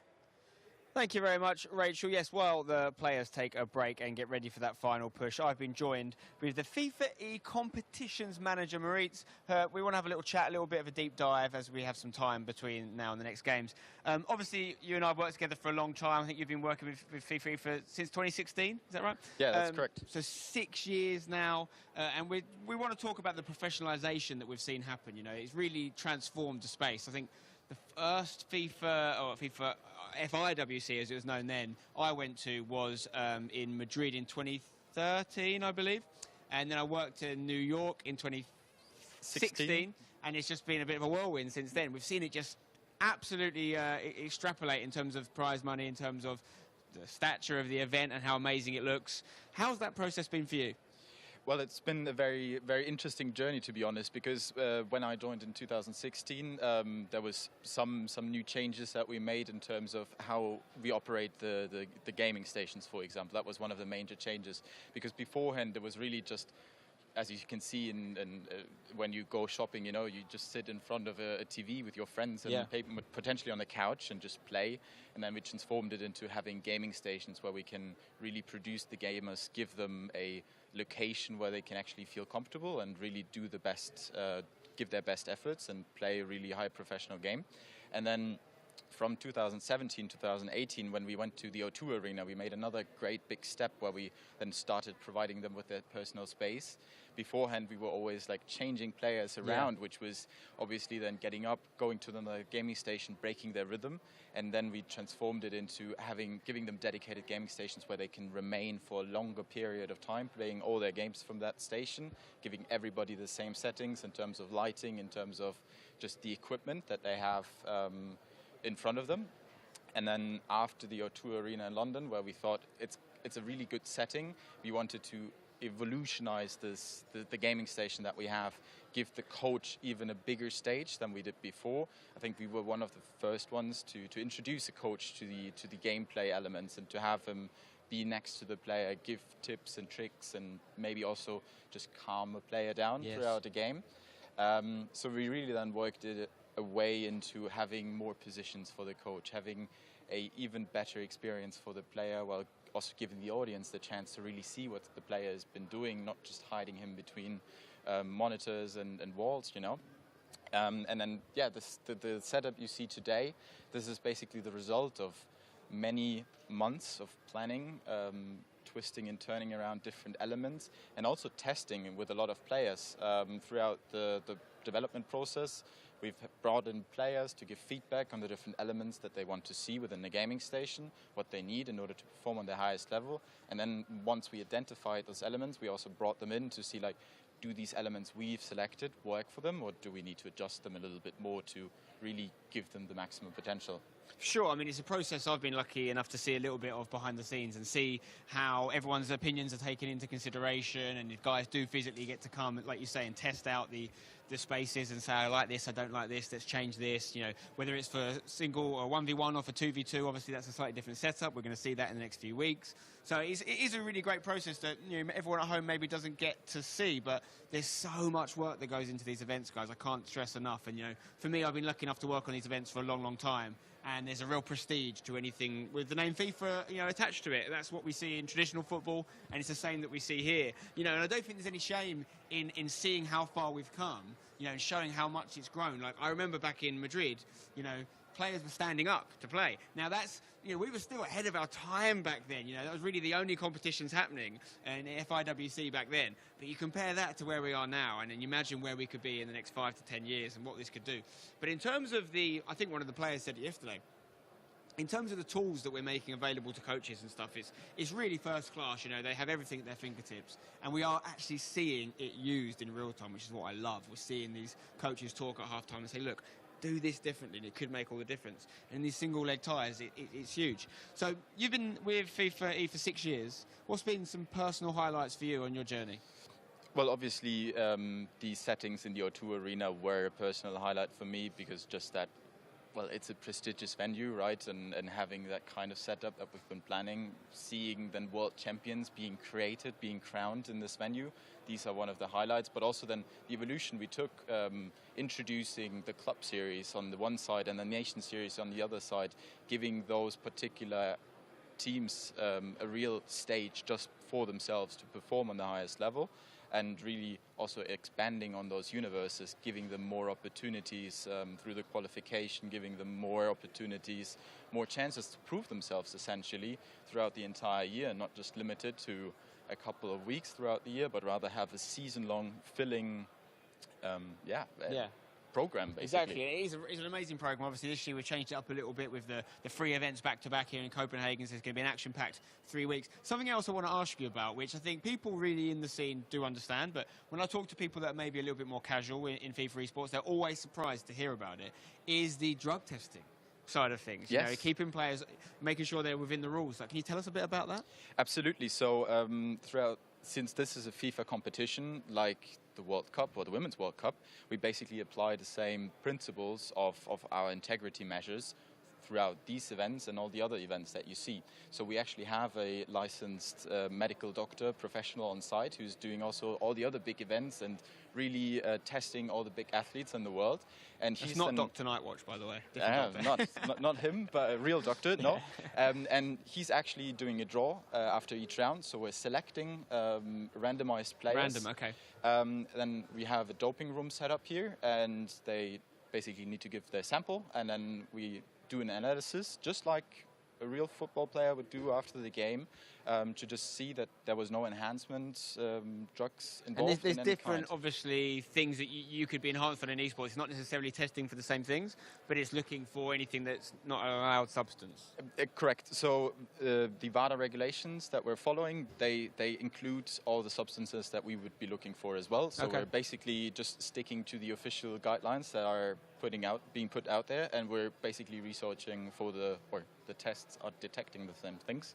So but so far everybody was negative. So that's great. That's one of the things. Yeah. So we might want to test Stingray, because the form he's on today is unbelievable. 4 wins in a row, but it's random, as we said. It is random. And this is, I mean, for me personally, every year we do this. It's obviously been a few years with the pandemic situation, but every time we come back to these events and we see the stature of the stage you put together, you just get a real buzz to be here. And I think you guys do such a great job. Probably don't get the credit you deserve, because a lot of it goes unseen. But it's not just a case of you guys start planning this, last month. This is a year-long thing, isn't it? Absolutely, yes. So it's basically since 2017 we've been continuously evolving the program, obviously planning the stations, but also planning the programs, planning everything around the game, planning how the players can relax, the time they are picked up at the airport, at their home airport, until the time they are dropped off again at their home airport. We try to plan that as precisely and accurately throughout the entire stay, so they can really perform on the days, and we can produce them in a manner which is really great for them, a great experience. And yeah, we'll see what they will feedback on after we're There's done. always feedback, you can guarantee that. But I can tell you this, if you do make it to a World Cup as a player, you do get treated like, an elite athlete. And that is the level you're playing at if you do get here. And if you don't get the chance to get here as a player, but you get the chance one day to come as a fan, one of the final days, and I can't recommend it enough. If you're into your FIFA esports, you've really got to come and see it to believe it. And I think only the people here in the room really understand how big a operation this is, the work that comes in. In fact, there's some great stuff on the FIFA Instagram. If you check it out at FIFAe, you'll see the transformation that takes place in this room. You know, this huge arena here, the Bella Arena in Copenhagen. It takes a lot of work. I mean, how many days before we started was setup starting here? So that's about more than a week, roundabouts, and then we start basically with a flat floor, as you said, and then we build everything up. There's lots of equipment here, obviously lots of backup plans are already implemented in terms of the connections, in terms of all the electricity. I mean, there are thousands of components in this room that could potentially fail, or there could cross problems, and then the players couldn't perform. So we try to ensure that everything is in place and we have a backup and a backup of the backup. So then, this was a progress we learned, or we've been still learning. I mean, the gaming stations, the entire setup, the procedures, everything is still being fine-tuned. The referees, how we try to explain to the referees. I mean, they need to help the players understand when they need to start, how to approach different kinds of problems if they occur. So this is an evolving and continuous process that we're trying to establish, and also then try to give other people insights, other organizers insights into this is the best practices that we learned, and then try to just give everybody else the experiences that we made, share those.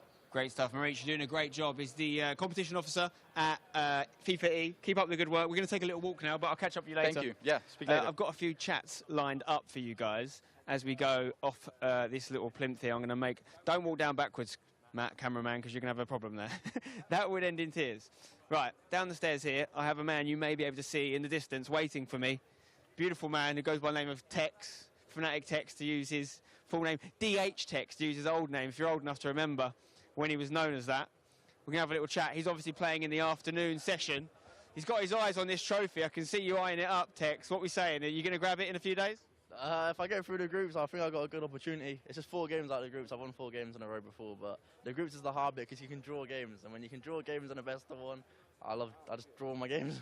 But we aren't seeing a lot of draws. I'm really surprised by the lack of them. I don't know. For me, I can't remember my record, but I drew my first 2. I thought you actually are an exception to the rule. You've got a few draws, but generally we haven't seen many. Yeah, like Stingray up there, he's only drew 1 game, but I don't know. You go 1-0 down, you push for the game, you'll lose 2 or 3-0. You go, in my case, I go 1-0 up, I draw 1-1. But yeah, I don't know, innit? I don't know. Let's talk about Stingray, because he's a fellow compatriot of yours, the only other UK player here at the FIFAe World Cup. When you look at this World Cup, do you look at it as from an English perspective and say, I want to be, you know, obviously you want to win it, but you want to represent England proud? And then do you look at someone like Stingray as almost competition in that regard? Not really. I was saying before the tournament started, I think there's 4 or 5 guys that can win the tournament. Matthias Banana, Nicholas, Sting, me, and Umut. I think like we're the best 5.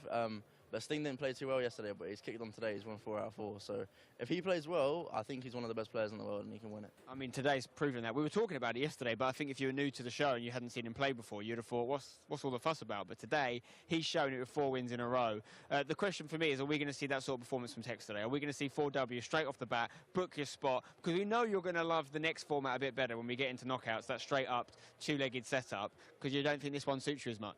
Am I going to win 4 games in a row? I don't know. The thing is, my hardest games are first. I think Klenke and Obron are the 2 best players in the group, and me. So I think they're my 2 hardest games first. So if I can win both of them, I think I'll kick on and win most of my games today. But if they go a bit dodgy, it makes like the next games more pressurized. So if I start well, I could win most of my games today. But I think that's definitely the case, not just starting with wins, but starting with the first goal. First goal, really important. Tex, thank you very much. Thank you for joining us. We'll see you in the afternoon session. Have I got anyone else to talk to here lined up? Yes, please join me. Benny CR7, how are you, sir? How are you feeling? Very good, relaxed. I had a good rest yesterday. We went to like a pub to see a few things of Denmark. Nice evening, and yeah, full relaxed now. And you're looking in a better mood than you were yesterday. You weren't too happy with your performance. Like, you're feeling like today's a new day and you're going to bounce back. Exactly, and I watched the first games from Group C and A now, and yeah, as you said to me yesterday, everything can change as you see, and yeah, I'm happy that the German Umut guy is through now, pretty safe, and Cora can still do it. So happy to see that the Germans are performing well, and I hope I can do the same thing. I mean, yeah, Umut's absolutely flying, but if you want some examples of people that are turning their fortunes around, look no further than Stingray with the 4 wins, or even JRA yesterday within his session, losing the first 3 games and then winning, I think, 3 of the next 4. Fantastic from him, along with a draw as well. So you know it's possible. You've watched back clips, as you talked about. Like, have you changed anything today? I think so, yeah. I conceded many goals in the last minutes yesterday, and I thought about it, and I changed the formation now. Me and my coach have a new tactic now to keep the lead, and yeah, I hope this will work today. Yeah, let's see. Okay, so a little bit of a stronger showing from Benny CR7. He can definitely get himself through to the knockouts. What you talked about the Germans doing well today as well. How important is that for you, like to see the country doing well? It's very important for me. The last years I always were supporting in front of the TV. This time I'm here. Last year I would have been qualified as well with another few Germans. It's happy to see that the Germans are the best, I would say the best nation. We have 4 participants here. I think the Netherlands have 4 participants as well. And yeah, it's nice to see that the Germans are doing well again, and I hope we all make it through today. Okay, best of luck to you, Benny CR7. Thank you for joining us. I'm joined by one other man here, the man that goes by the name of JRA, who had an unbelievable turnaround yesterday. Slow start, but when you started getting the wins, the smile on his face came through, and it was muy bueno. Yes, it was amazing. Yesterday we started bad, I think, with not a lot of confidence, but after the first 3 games, we changed our chip and the Lion came back. So let's see what happens today. I think there is no difference point between the second and the 6th or 7th place. So let's see what happens today. Yeah, it's very close. We've got to clear one thing up from yesterday, butterflies in your stomach, right? So JRA was trying to tell me that he had abdominal pain. I thought he was saying he was nervous, so I did the whole butterflies in your stomach thing. Your friends in Spain have been taking the mick a little bit. All my friends doing memes about that because I didn't know how to say the pain in my abs, you know, but yes, a lot of nerves and tension in every game, and I think that I won 2 games in the last minute, so it was crazy. And then, I mean, you might not want me to talk about this, but you actually suffered a bit of a fall when you were coming off the stage. You stacked it, you fell over. Are you okay? Yes, I'm okay. And today we have the rematch about flip. Okay, so we weren't going to bring that up. Well, it's a good luck omen because the day before yesterday, me and Mike played paddle with Ololito, and Ololito was amazing yesterday. So hopefully it's the same for you. We give you a confidence boost by letting him beat us at paddle yesterday. By the way, you're very good, but your brother, who's here to support you, unbelievable. Yes, he's so good. He plays 4 times a week. I'm starting too, like you, and let's see. But in Spain, we play a lot paddle. Yeah, it's very popular. It's my first time playing, but I do recommend it if you get a chance. But listen, if your FIFA's as good as your paddle, you're going to be looking very good today, hoping to get yourself out of the group and into knockouts. How happy would you be? It will be amazing, man. We have to focus on every game. Every game will be key. It's an incredible chance to make the round of 16, and I have to start like I finished yesterday, with that confidence and playing the same. It's fantastic effort from JRA, really good. We're going to take a quick break now, but when we come back from that, we'll have the guys back in the studio. But right now is some highlights from this morning's action.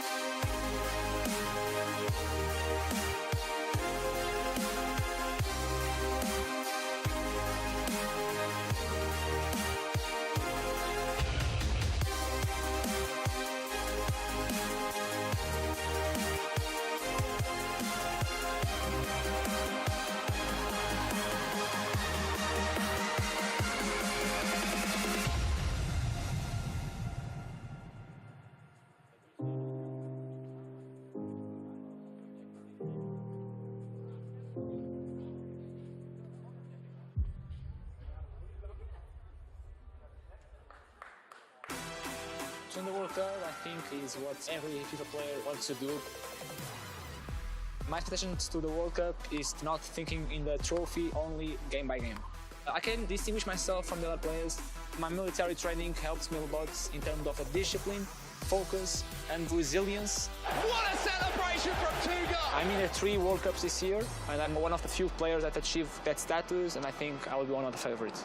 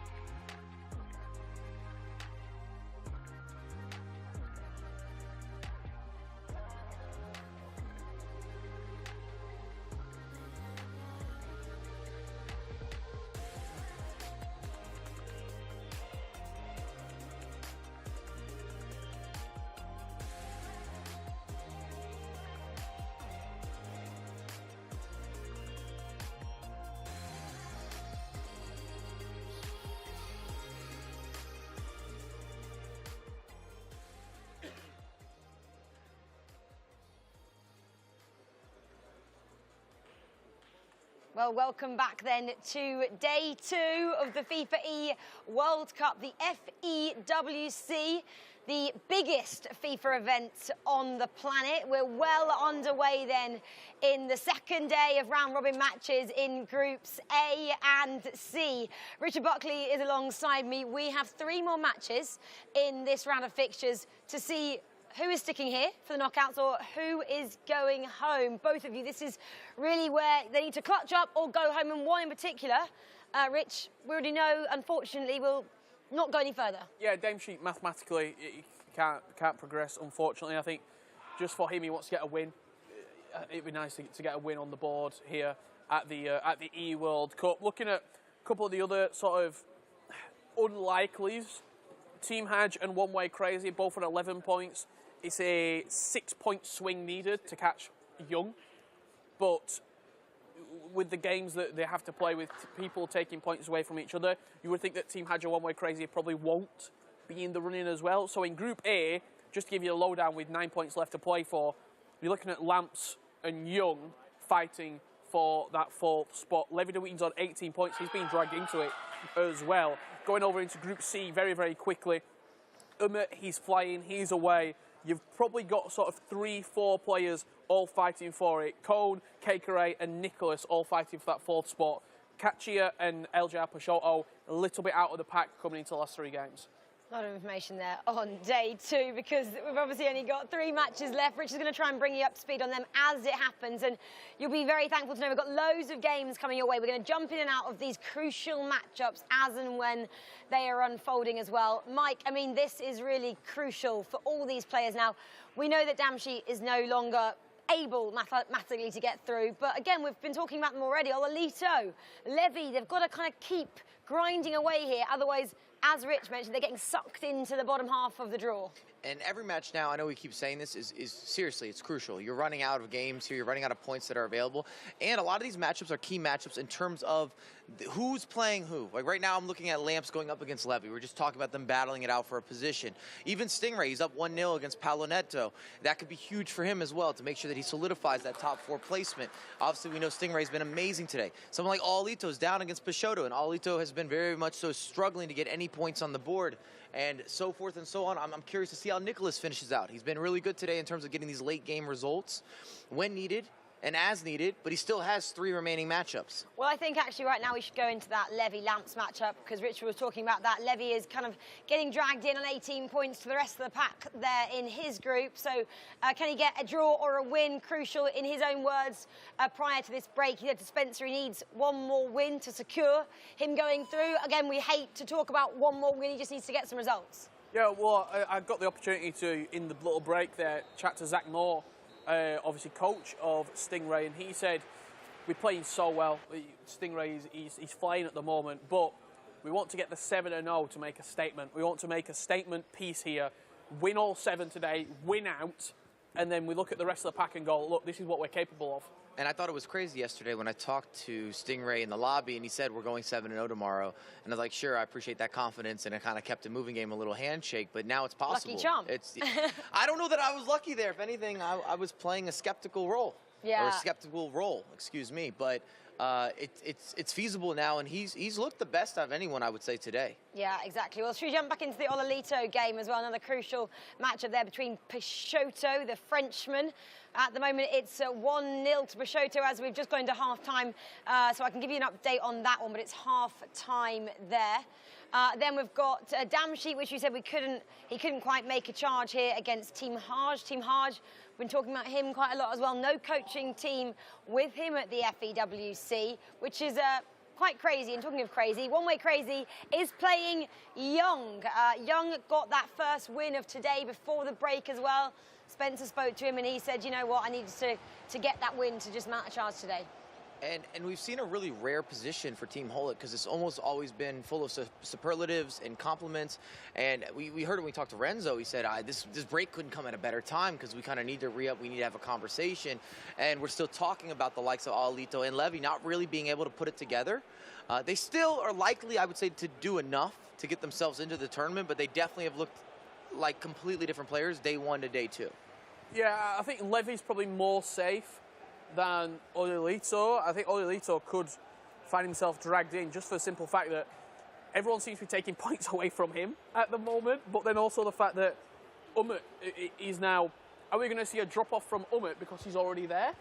Like, pretty much he's mathematically qualified on 21 points, or 24 now. Are we going to see a drop-off where he's like, OK, I've done the hard work, and now maybe you'll see a bit of a loosened approach, Young taking the lead there with a big goal. And this is massive for Young. If he's able to get this win against One Way Crazy, again, he's solidified his position. In my mind, that's that 20-point mark that's always been...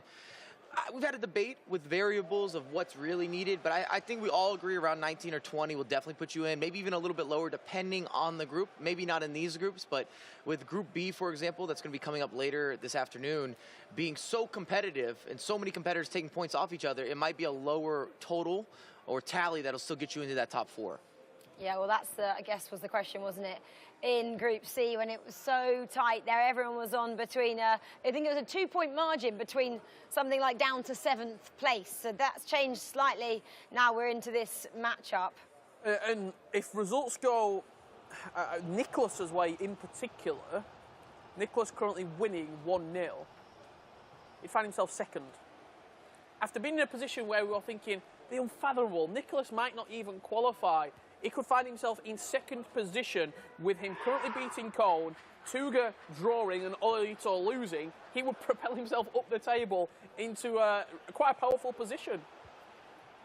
It's wild to think about. I know that we've had this debate back and forth, and none of us wrote off the likes of Nicholas, but where he was yesterday to what has happened today, where he controls his entirety of his fate, he's in the driver's seat, and especially if he gets a result here, like you were saying, it just, again...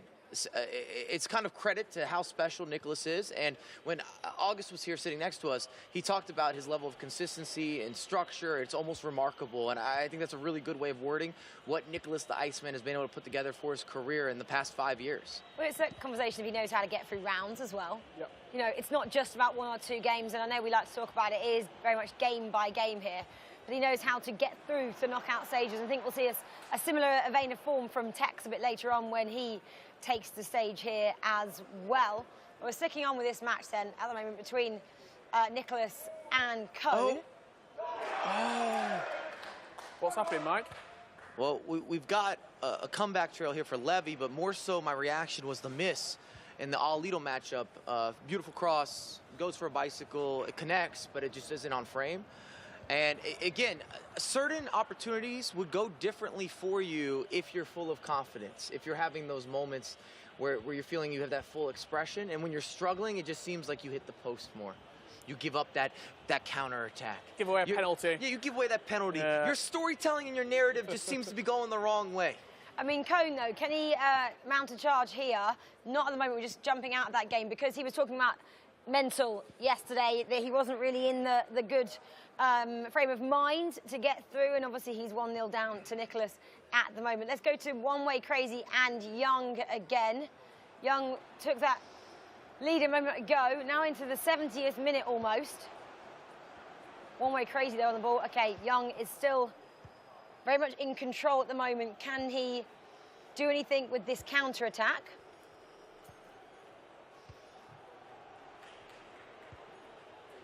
Is he going to go out wide like many of them do, or is he going to play back inside? If there's one critique to Young's game as well, I would say he doesn't have that slow-down game management style. He's always going forward, which does make for fantastic entertainment. Ooh, on point. Look at that reaction as well. Stands up in front of his camera. That could mean he goes through. That's crucial. And you see the pop-off from his camp. And as we were saying, if Young's able to close this out, which is looking very likely now, that solidifies the position. It might not have been his best day, too, but he did enough to get himself into the knockout stage, which is a complete reset again. And everyone in this competition is so gifted and talented. It doesn't really matter where you go through in terms of seeding, as long as you go through. And he'll probably know One Way Crazy as well, because he's been training prior to this at Brombury Esports. So probably been practicing for him. But wow, another great goal in Batuga. You can see him excited about that one. We always know how he celebrates. He celebrates in style. And we said it would get a little more dramatic. We said we'd also see tears. I don't think that's happened quite yet, but it's probably on the horizon. I'm not manifesting it. I just think it's a reality. You had a beautiful goal there with the Elastico, beats it down on the near post. And Tuga's one of those guys that I would never want to be in front of those yells. It feels like it's coming out of the monitor. Like it's personal. Doesn't it feel directed? Yeah. That's what I was going to say next. Something about it tells me that he meant this for me. Yeah. Well, with that win as well, Tuga, again, Ololito just keeps on getting jumped over. If the results aren't going the Swedes' way, Tuga will go over the top of him, Nicholas will go over the top of him, and then you start to think, where's your next points going to come from? Well, Tuga Actually, can we get that Alito matchup on? I'd like to see how that closes out because he's been struggling so much. It's the last 15 minutes. We can go into that in a minute then. Ololito taking on Peixoto, and Peixoto's 1-0 up at the moment, and we're approaching, yeah, the 80th minute mark just in a couple of moments' time to see if Ololito can get there. So 77 minutes on the clock here. This is vital. Could be game over. It's got to be a goal. Has to be a goal. And you hear it in the background. Ololito's got a lot of work to do in 13 minutes to get back into this one. Absolute eruption. And a well-timed switch, may I add, in terms of getting to see something on display here. You wanted to see if Ololito could get a goal and not Peixoto. Either way, I know this is what's going to happen. The last 15, 20 minutes of matches, unlike yesterday where people were willing to take those draws and have a point on the board because they need the separation, you're going to see competitors go for it. We talked about it at the beginning of the show, but now we're actually seeing it put into motion because the final 3 games. That was Cone, I believe, as well behind me there. You can see equaliser against Nicholas. Against Nicholas, that was a massive point at the moment if it keeps like it does. One apiece in the match between Cone and Nicholas. It's always... Whoa! You get the chain reaction. It was deadly silent for about 4 hours. And then as soon as Tuga gives it large, bang, Tuga, there you go, on cue. On cue for Lamps. Lamps is jumping up. North America representing. He's come here to put North America on the map, has Lamps. And, okay, he's doing pretty good against Levi David at the moment. Look at those two on the screen. Absolutely contrasting emotions right now. Well, I'm guessing that's a victory for Lamps. That means he puts you above Levi David in the table. You could not have predicted this to start the day. Lamps and Stingray, whatever team talk they had, because they were hanging out yesterday. I saw them in the lobby discussing everything, and they both seemed like they had a lot of confidence and just spirit going into day number 2, and it showed. Yeah, it shows. There's still about 5 matches left being played here for round 5 of 7. So after this, 2 more rounds. We'll bring you up to speed on where everyone is. 88 minutes are looking quite consistent themes on all the matches. Mike's pointing over there. Where are you going? Keikarai, I'll take this one. I'll take this. This works. 2-2 at the moment. And I don't know that a draw helps either of these players in an ideal circumstance. I'm sure they both take the points, and I'm sure Richard is doing some calculations, but a win would be preferred on either end. Yeah, a point puts Tuga above Olilito still on goal difference. Keikarai needs a win, really, to keep his hunt for 4th. It's not going to happen. They're going to share the points even, and he finds himself. He just dejected from both of them. Look how frustrated Tuga looks there. Look at this Cone and Nicholas game, because we keep seeing late winners in all the Nicholas matchups. I'm sure I think Tuga can do thought that game was there for him. We did, after that eruption that we saw a little bit earlier when he went 1 goal up. But yeah, the Keikarai Tuga ended like that. Here's the end of Cone versus Nicholas. Cone just came back, and we heard that as well in the studio against Nicholas to get this equaliser. Is it going to stay like this? Well, he's got possession, Nicholas, and you know that there's always a chance when he comes forward. He left it too late. Winner. He left it too late. Point apiece. I'm going to need some quick math from you, Nicholas. Or Nicholas. I'm going to need some quick math from you, Richard. So he's still in 4th. Is Nicholas on 16 points. Cone obviously didn't pick up 3 points. LJR Peixoto has now really made it tight in there. We'll get the confirmation of the table, but just off my standings, Olilito is currently in 3rd, but there's only 1 point between 3rd and 6th.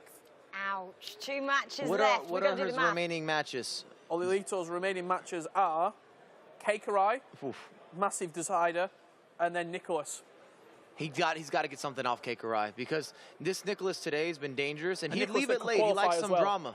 That could be a qualifying game. That could be you win, you go through, you lose, you're out.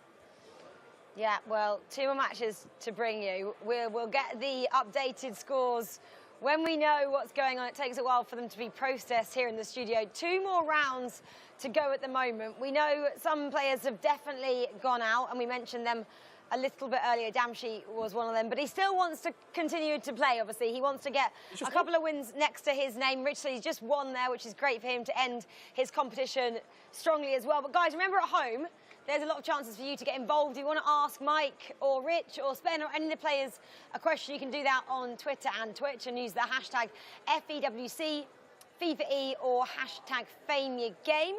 We had some people already messaging in, so we'd love to hear from you if we can.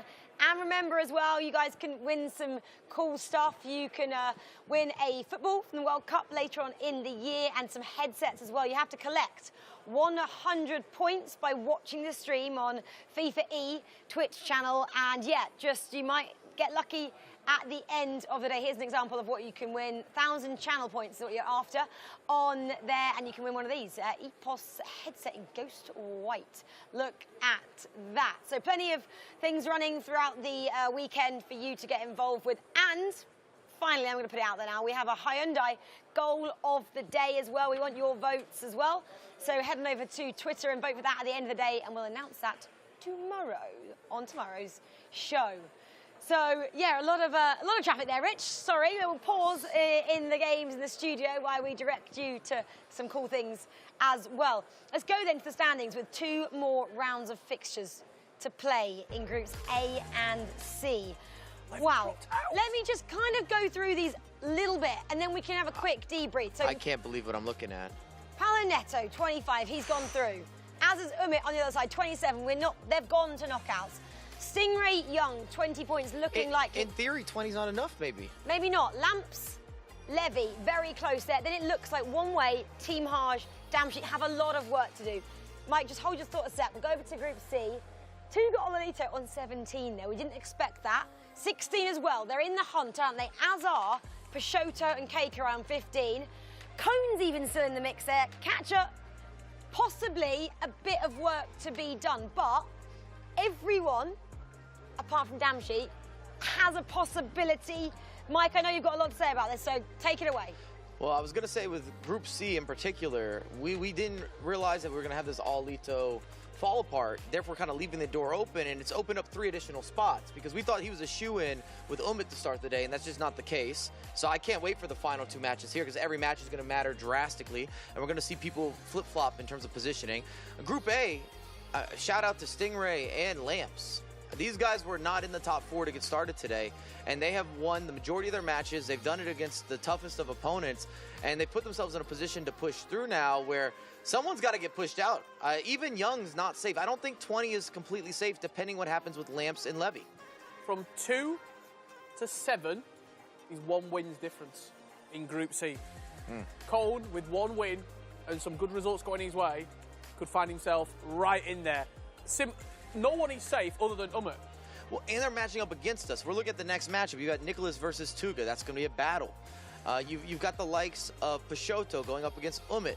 Depending how that plays out. For Umit, obviously he's through, but if he drops points there on Peixoto's side, or if he's able to steal something off Umit, it shifts the complete direction. But a lot of these competitors, we talk about Olito going up against Keikarai. That is a direct flip matchup. If Keikarai wins, not only does he go from 15, now he's going to bump up. He's going to be 18, just above Olito, following up this final matchup where he go up against Nicholas. And Stingray could cement his position even more so, going up against Damsheet, who we know just got his first win of the 2 days, but still, you would expect Stingray to take that one or at least get a point and just kind of put another point to his name next to the 20 he has already accumulated over the past 2 days. Well, guys, we can talk about it until the cows literally come home, but there is a lot to play for in these last 2 matches. I don't know that terminology. Cows coming home? That's a British phrase. Okay. Maybe you don't have any like a farming phrase. cows in North America. Anyway, these matches Not in New are York about City. to start. Let's just have a look around the studio then and see how the players are looking ahead of these 2 matches, because I think you can get a good feeling, can't you, when you go around the studio and just see the players in situ getting ready for this penultimate matchup.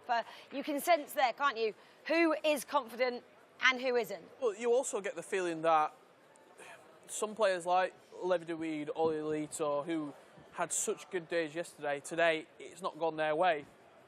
This is when we were talking earlier about the time in between games. There's not a lot of time to get switched back on. You need a break. You need just something to give you a little bit of time. Levi DeWeed taking on One Way Crazy in that next matchup here. It's so tight. I don't think any of us expected it to be this competitive. No, I don't think we did. We were speaking, weren't we, yesterday? I mean, the games have started to kick off. You can see in the top part of your screen there that 4 of the games are already underway. These are all crucial games now, guys, but this one is massive, between 2 massive names in the FIFA community. You've got Tuga taking on Nicholas here. Wow. It comes down to these big names needing to get a point, needing to get 3 points. And 2 of the most structured and defensive players. I'd be surprised if this has a bunch of goals or it has a certain free flow to it. I'd expect it to be more of a cagey affair, especially with what's on the line. It's going to be one of those whoever has the final attack or is able to hold on to the lead. I'm happy to be wrong, but from knowing both of these guys, they're very disciplined, and you're not going to see any big mistakes. Yeah, exactly. Obviously, we don't want any mistakes at this point of the competition. They need to be playing their perfect FIFA if they want to make it through to the knockouts, and we can, just kind of stick on this game for a bit because it's going to be a cracker. We're joining it, obviously, at the beginning of it. We can have a little look at what they look like and see their reactions. He's been quite reserved today, Nicholas, though. Like, we've not heard a lot of the loud sort of... He's never really been that sort of player, but even still, like... He's gave it in the past. We've seen him sort of be really energised. Champions League springs to mind when he beat Matthias. He gave it large. I think if he qualifies, we'll see a little bit of emotion from him, but he's a cold assassin, is Nicholas. I always call him a professional with what he does, and in particular today, he's got himself back into the competition, but he hasn't solidified a position, and he's not someone that's going to premature start to celebrate, or even that you're going to see that emotion on him. They've came with a game plan, and it's got him in a position where he can control his outcome, but he's still got a lot of work to do. And the same can be said for Tuga. This is one of those matchups where, depending what happens, it's going to impact their entirety of their future in the FIFAe World Cup. Yeah, and it kind of changes the course of their career trajectory as well. Obviously, we've spoken about if they win this, It's the biggest competition they can win, the biggest trophy they can lift. And it really does change their career path in terms of, who looks at them, the sponsors, the teams, where they compete next year, and how they're viewed in the community. We talk about that a lot. Well, even if we go around the board here, the games have gotten a lot cagier. That's why you're not hearing a lot of yelling or pop-offs. It's 0-0, 0-0, 0-0, 0-0. A couple people have an opener, but generally speaking here, you can tell that nobody wants to lose. Not that they ever did, but there was a certain free flow and fluidity that existed before that I feel everyone's tensed up a little bit. Yeah, well, should we jump to another game then, as it stands, another crucial match here, and see what is going on? I'll take the Olito Keikarai, because what that means for both of those competitors in terms of their final placements. Just before we sort of get into these games, I'll do a few shout-outs to people at home. Arian from age 16, rooting for Nicholas. We've got Melia from Australia. He's rooting for Nicholas as well. And Jacob, 16 years old, from Austria, rooting for Keikarai. Jacob, this game's just for you, mate. We've got Keikarai on the main stage. There we go. So this is Ololito and Keikarai. So this is, again, Ololito needs to get a result from this.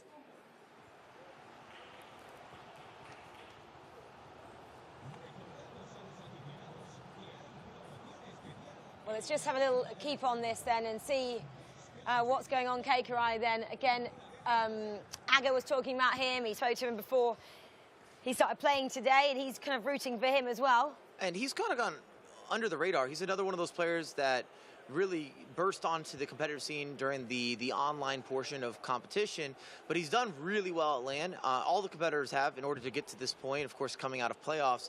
But in general, we haven't really talked about him, but he's kept himself in the competition completely, where he's kind of been sitting on the fringe, but he can make a run in this group. No, he absolutely can. And I think we've seen hit and miss performances so far from Keikarai in this tournament. It's probably more the story of Ololito this game. I think it's been a relatively 6 out of 10 performance from Keikarai. Ololito was a 10 out of 10 yesterday, maybe an 8. And then today... 10, I'd take 10. And then today it's been a 3, really. He struggled to get points, he struggled to create. Just looking at Group A very quickly, One Way Crazy, Levy the Weed, 1-1 as it stands. Stingray continuing his fantastic form, beating Dame Sheep 1-0. And Lamps beating Paolo Nato. Speaking of South America, Nicholas 99 FC looking to get his tournament back up and running, beating Tuga 1-0. And Levy just can't drop any points at this stage. He can't have a draw against One Way Crazy. And again, at some point, you got your coach back there with Renzo. Might have to tell him to go for it if we're looking at the later second half and there's nothing in terms of the action where you've got to push bodies forward. Well, let's just stick with this match for a moment. We can see Nicholas now. It's always great to see them, isn't it? But yeah, Nicholas with this small advantage as we're approaching the half-time mark here. And both competitors here are looking at how do they want to press and while also being able to probe offensively and find space. And with Tuga and Nicholas being so gifted from a tactical setup and also defensive micromanaging and player switching and anticipation, it's a real mental battle between each of these guys in terms of who's going to step where. Do you want to play passively for a possession? Do you want to play aggressively or somewhere in between? Do you want to time these offside traps? You can just tell that these guys are playing almost a game of chess or a little bit of some bait and look for the mistake. And it's definitely something that if you're a tactician in FIFA, this is the matchup that you're going to want to really focus in on. Yeah, who's got the edge in terms of tactics between these two? I think it's difficult to go against Nicholas because he has so much big stage experience, but the same can be said with Tuga. I just think until proven differently, it's kind of what August was saying earlier, is you almost need some luck to beat Nicholas. Even if he's not playing his best, something has to go your way. You've got to be obviously in form, or maybe you're going to take the most, I guess, advantageous role when something runs your way, or you get a bounce back, or a deflection, maybe a post that comes back, or a penalty kick. Well, is Nicholas just seeing out the end of this half then at the moment? He's trying to keep possession, just been dispossessed though by Tuga. It's looking like we could just see a last-minute goal from Tuga if he keeps possession here. As he's coming in around the box, can he make anything happen, Mike? One more. It's great work. Goalkeeper stays in place there. Maybe slight movement on that near post. Big time save from Van der Sar, and it continues to get a little more cagey. I'm already sweating watching these games. No, don't do that. And I'm sitting next to you. Watch out. Half-time and 1-0 for Nicholas Tuga with a great chance there just in the dying moments of that first half. What can he do in the second? We'll keep you up to speed on that. Couple more matches, Mike. Closing out, what's caught your attention? We got Cone up 2-0. Again, Cone's kind of gone under the radar, but he's in the conversation. And that's a big-time result if he's able to keep that. Peixoto also beating Umid at the moment. We said it would be a drop-off, though, for a moment. He's already got there. Nicholas beat him, and now LJ Peixoto beating him. But those results will have a huge impact on the rest of the group. I'm just looking at the iPad now. Looking like, in my eyes, Oilito's not in that top 4 with the results as it stands. I can't believe you're even saying he's that. Struggling. He's not getting any offense. It's still 0-0 in the game, Oilito versus Keikarai, but it's not pretty on the eyes. It's not easy on the eyes. It doesn't have a lot of that free flow that we keep generally speaking about. I mean, it was great for him actually to give Spencer a bit of a conversation. He said, I need to just keep calm. And he's not doing that at the moment, is he? No, he's not keeping calm at all. And I think it's just the small margins aren't going with him, but you need to manage those small margins. What Mike was saying about Nicholas in the 50-50 games is the small margins that he always seems to win. And in a big goals being scored right here from One Way Crazy, he's now up 2-1 against Levy. And I'm telling you, based on what we've seen right here and the way that Lamps is playing, the way that Stingray is playing, even though they're both drawing at the moment, Levy can't drop points. He's not in a position where he's necessarily going to get a second chance. Well, yeah, no second chances now with only 2 games left, and we're very much into this penultimate game. We're already approaching halfway or beyond in a lot of these matches, and some of these big names, I'm sorry to say, are going to be going home after this round, because again, I think we'll be able to calculate after this round who is no longer able to go through. Let's go to Oilito and Keikarai then and see how they're getting on in that one.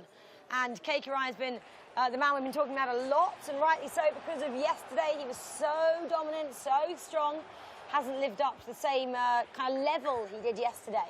And I've been watching this match on the small monitor, the big monitor with small screens, however you want it to be worded. It's been very stiff.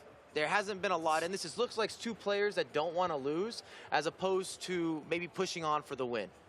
Yeah, I think that's a great way to describe it, but unfortunately, draws aren't enough. It doesn't work for either of them in this case. What is their coach able to do now? Because if they're not making it happen, surely their coach has to come into play now, Mike. I know you can't put any reliance on anyone. It's you playing. You can't pick up the controller, but at some point you've got to say you have to go for this. It's one of these moments that is going to decide your future at the FIFAe World Cup. And if you're Oilito now, then what would you do in terms of tactics, formation? What are you changing? There doesn't need to be a shift at the moment. It's still the 60th minute. I wouldn't look to really make adjustments till the 75th, but you've got to decide. Are you going to go for it? Are you going to play balance? Are you just going to make your traditional substitutions just based on fatigue? Or are you actually going to have a formation shift and really push bodies, really commit bodies? Just when we talk about Oilito, he had 16 points yesterday, correct? He's got 1 point out of 15 today. He's lost 4 or drawn 1. He's had a horrific day. Maybe the worst day out of any of the competitors in terms of points that have been accumulated. And on the other side of it, Stingray's looking at 15 out of 15 so far. Yeah, I mean, it's kind of a conversation then, isn't it, of which way do you play your best FIFA? Obviously on day 2, because, you know, you just... Stingray came to the school of Richard Buckley. He win all your games on day 2. We don't know that Rich has that type of school. Just throw that. He's just rebranding it with no credibility behind it. Stingray with the first student, Stingray, understood. Yeah, the last student as well. He graduated yesterday. 75th, now what are you changing? I'm making a pause here. I don't like the 0-0. I don't think it'll get the job done, and then you have to play Nicholas after this if you're Oilito. You can push on, potentially get this result. Same for Keikarai, though. He's coming in 15 points. If you get a win here, it's 18. A draw at 16 really doesn't help you in this group in particular. Well, Keikarai has paused. He's in. Keikarai could have a chance here. One-on-one with the keeper. Ball roll, scoop near post. And Oilito, as he woke up, potentially starting to look a lot more fragile. at risk, and what Wow. a beautiful goal. You see Messi come in with, and this is a big upgrade with that Messi that we see used a lot, where you had that ball roll into the scoop. You need to have 5-star skills, and then with the weak foot, smashes it on the near post, and you see what it means for Keikarai. But even more so now, Aulito's got to hope for a draw and really push bodies forward. He doesn't have a lot of clock to work with. Well, now we're back in this game where we just left this, didn't we, at half-time? And with Tuga almost getting a equalising goal there. Now joining this in the 68th is the charge on for Tuga. Can you make something happen from this, Mike? Quality turning. We're looking for some of the creativity. There's a layoff there. What a slide tackle. It was nearly a penalty kick if it was mistimed. I will say with Tuca and Nicholas, again, we're looking at two very structured players, defensively so sound, offensively sometimes not nearly as prolific. So that's what we're going to see in this change here is probably additional team pressing to try to get easier opportunities in order to have with those key takeaways. Yeah, I wouldn't be surprised to see that finish 1-0. I think Nicholas, you give him a 1-0 lead in a one-legged game of FIFA, it would be a big shock to me if Tuga was to come out of that game with a result. We're hearing a lot of shouts from around the grounds. Speaking of Group C, LJR Peixoto 2, Umit 0. He's doubled his lead and looks to be really closing the gap. He will go to 18 points with a victory, will LJR Peixoto. You saw some of his family as well out there. Must be really tense, mustn't it, for the families of these competitors who are here in Copenhagen sitting in the studio. We saw JRA's family, his brother and his mum yesterday. You can see Peixoto, his brother. He looks very much like him there as well, out on the floor. This is then the Ololito matchup. We just saw Keikarai get that goal, and this is potentially a goal, or that goal could potentially knock Ololito definitely out of the top 4, and is out of the World Cup with one more game to go. Looking at the layoffs here, the scoop turn, can you find the extra pass? I don't know why he's shooting from that location. Nerves. They're just a little bit, it's a little bit rushed. Hasty. You gotta call it how you see it. It's a little bit rushed. He wasn't doing that yesterday from Aulito, as you see so much room for Ginola to work with. Could probably wrap this up. Might take it to the corner. It's smart from Keikarai, just keeping hold of the ball. That's why Ginola's so good off the bench there as well. He's an absolute unit, and he's ridiculously quick. He can move, he can dribble. He is an incredible foot item. I'm surprised we've not seen more of David Ginola as we wind that clock down. 88th minute, no danger whatsoever, just keeping this ball in the corner. But Ololito will get one more roll of the dice. This might be his FIFAe World Cup on the line. Well, he has to not rush this then. Needs a point. Could be a chance for Ololito. It's a bad touch. Oh, terrible touch on the recycle. On him like a rash. Sliding tackles coming in. Ball spread out wide. Ololito, will it happen right now? We'll get a corner. And I'm expecting him to go for a knockdown corner, so he's going to aim towards one of his taller players. Probably looking at Ruud Hullet, maybe. I want to see the keeper in. Might as well push him forward at this point, but you're looking at a Ruud Hullet knockdown to, often it's a center back that's making the overlapping run. You see he's going to the back post. Doesn't look good though, and that will do us. Keikarai, huge. Wow. 3 points. Sticks him on 18. And Ololito is well and truly out of the equation right now. And you see what I mean? He's devastated at the moment. We've got Nicholas. We're going to stick in here, though. Sorry, Mike, because Keikarai is there. Got a massive win there, and Spencer is going to quickly get a word from him. Keikarai, how's it going? Well, you got to be feeling pretty good after that win with Ololito. Yeah, for sure. Like, man, I'm shaking right now. I think it's all about that last game. If I win, I'm through. You haven't started today as well as you started yesterday, but that win has seen you leapfrog over Ololito. You were on 15 points, you're now on 18, whilst he stays on 17, and he's having a really tough day. What's going right for you that was going wrong for Ololito? I think it was a 50-50 game. For him, it was a very tough game. Like I said, maybe he wasn't there with his mind. I scored very late, so it was a winning goal. And we had a chat with you last night with your compatriot Umut, and you both are looking very good. I mean, Umut's already through mathematically. He's actually dropped off since he knew he was going through, and he's given some points away now. But you're still fighting very much. You think this last game is all or nothing? it is for sure all or nothing. If I win, I'm through. If I lose, I'm out. It's a massive win against Ololito, who also is desperate for some points right now. This is a group you want to keep watching. Best of luck in the next round. So Group C is really, really tight, guys. It's very tough to know who's going to go through, apart from Umut, of course, who seems to have secured that already. I think with the other groups, Group A, it's a little bit more open and shut as to who's going through right now. Maybe there's room for one more player to nick in. But this group, it could come down to the wire. We could see 3 people, for example, jump into the top 4 that aren't in it right now. So you do not want to take your eyes off Group C. Back to you. Well, I don't think we can take our eyes off anything, Group A or Group C. With only 1 round of matches left, anything is going to happen. Anything is possible. Now, Mike's getting really sweaty over on my left-hand side. Richard Buckley is trying to make some magic happen in terms of maths and get an update for us. But as we're going into this final round of fixtures, we will show you what it means to all these 16 players involved, because we're going to cut 16 down to 8.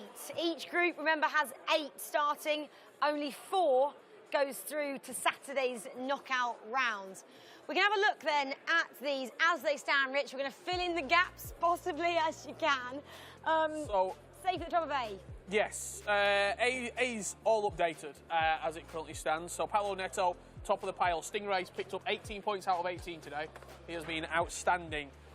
6 wins out of 6. Young is in 3rd on 23. Lamps just beat Paolo Nato 3-1. So that puts him 4th on 22. Levi is 3 points behind Lamps. He potentially can get in. He needs to beat Young for Levi to qualify. What's the decider? Game sheet out. What's the decider if they're tied on points? Is it goal difference as the first decider? Someone buzz us in. Can I just ask what the result was yesterday between Young and Levy? I'm guessing Levy took that one. 4-1 Young. 4-1 Young. Wow, that's a massive comeback if that was to happen then. Yeah, well, I mean, Levy has to beat him. Levy's got to win, and got to win by some clear margin as well. You see the goal difference. That's what I'm looking at. Yeah. At best, all he can do is tie Lamps at this point. Young's through, Stingray's through, Paolo Nato is through. On Group C, Umut was defeated 3-0 by LJR Peixoto. Nicholas, that's updated. You can see he's played 13, so he's 2nd on 19 points. Keikarai is 3rd on 18 points. Tuga, 17. Ololito, 17. He's just been updated, actually. Ololito now down in 6th on 17. Cone on 17. Katya is out. Katya is no longer in the running. Well, so are then One Way Crazy, Team Haj and Damshi. Yes. They can no longer go through to knockout. So there are 5 looking for 4 places. You do the maths. One person is going home, and it is either Lamps or Levy. That's the final spot in Group A there, and we're just figuring out if it's on goal difference, because if it is, Lamps is looking in the more favourable position at the moment. I can't even believe we're having this conversation after yesterday, when Lamps was very vocal about he couldn't really see out matches. He was leading 6 of 7. He's changed that around now, and we're talking about Levy going home. Well, I can't believe all of the read-offs today. I don't know if I can get past the Olito situation, because he was legitimately the best player yesterday and the worst player today. Just looking at Group C very quickly, if we've got the ability to pull it up, Cone 7th on 17 points. Ololito 6th on 17 points. Tuga 5th on 17 points. Keikarai 4th on 18 points. And LJR Peixoto and Nicholas both can be caught from 2 to 7 is 2 points separating. The fixtures for this last round that we have to keep an eye on. Keikarai against LJR Peixoto. You win that, you go through. Very simple. Cone versus Umut. If he can upset the apple cart Cone, beat Umut, who's already through, he's got a chance of going through. And then the 2 real deciders, you win, you go through. Nicholas versus Ololito. Katya versus Tuga. Tuga has to beat Katya. Has to beat him to go through. Well, 6 people then can possibly still mount a charge for it in Group C. One is safe, that's Umut. Katya is no longer going through to knockouts, but we will bring you up to speed on these. We're going to have so many crucial, vital matchups, but Spence is still down the floor for us with a special guest. Special guest indeed, guys. I've got FIFA royalty here, former FIWC winner, 2011, 11 years ago. How long has it been? Francisco Cruz is with me, who won back in the Hollywood Hills back in the day. We've got to talk about that. I mean, I can't believe it's been 11 years. How old were you when you won? 16. I'm still the youngest, I think. This year, just but Shore or even Anders, who is not here, had the chance to beat my record, so I'm still the youngest. That's a great record, by the way, and obviously I can't believe 11 years has passed. So much has changed. What has changed, though, in the world of competitive FIFA from your perspective? I think a lot has changed. It is more competitive these days because way more players play these days, and the venue. Look at this venue; it's amazing. I'm really jealous to don't have the opportunity to play here. We will have the Nations in 10 days, I think. So I'm really excited to have a venue like this. But I would say the main thing is the competitive. The players are more equal. There are a lot of players playing the game, and this year the news about the 2v2 I think is the main thing that changed during these years.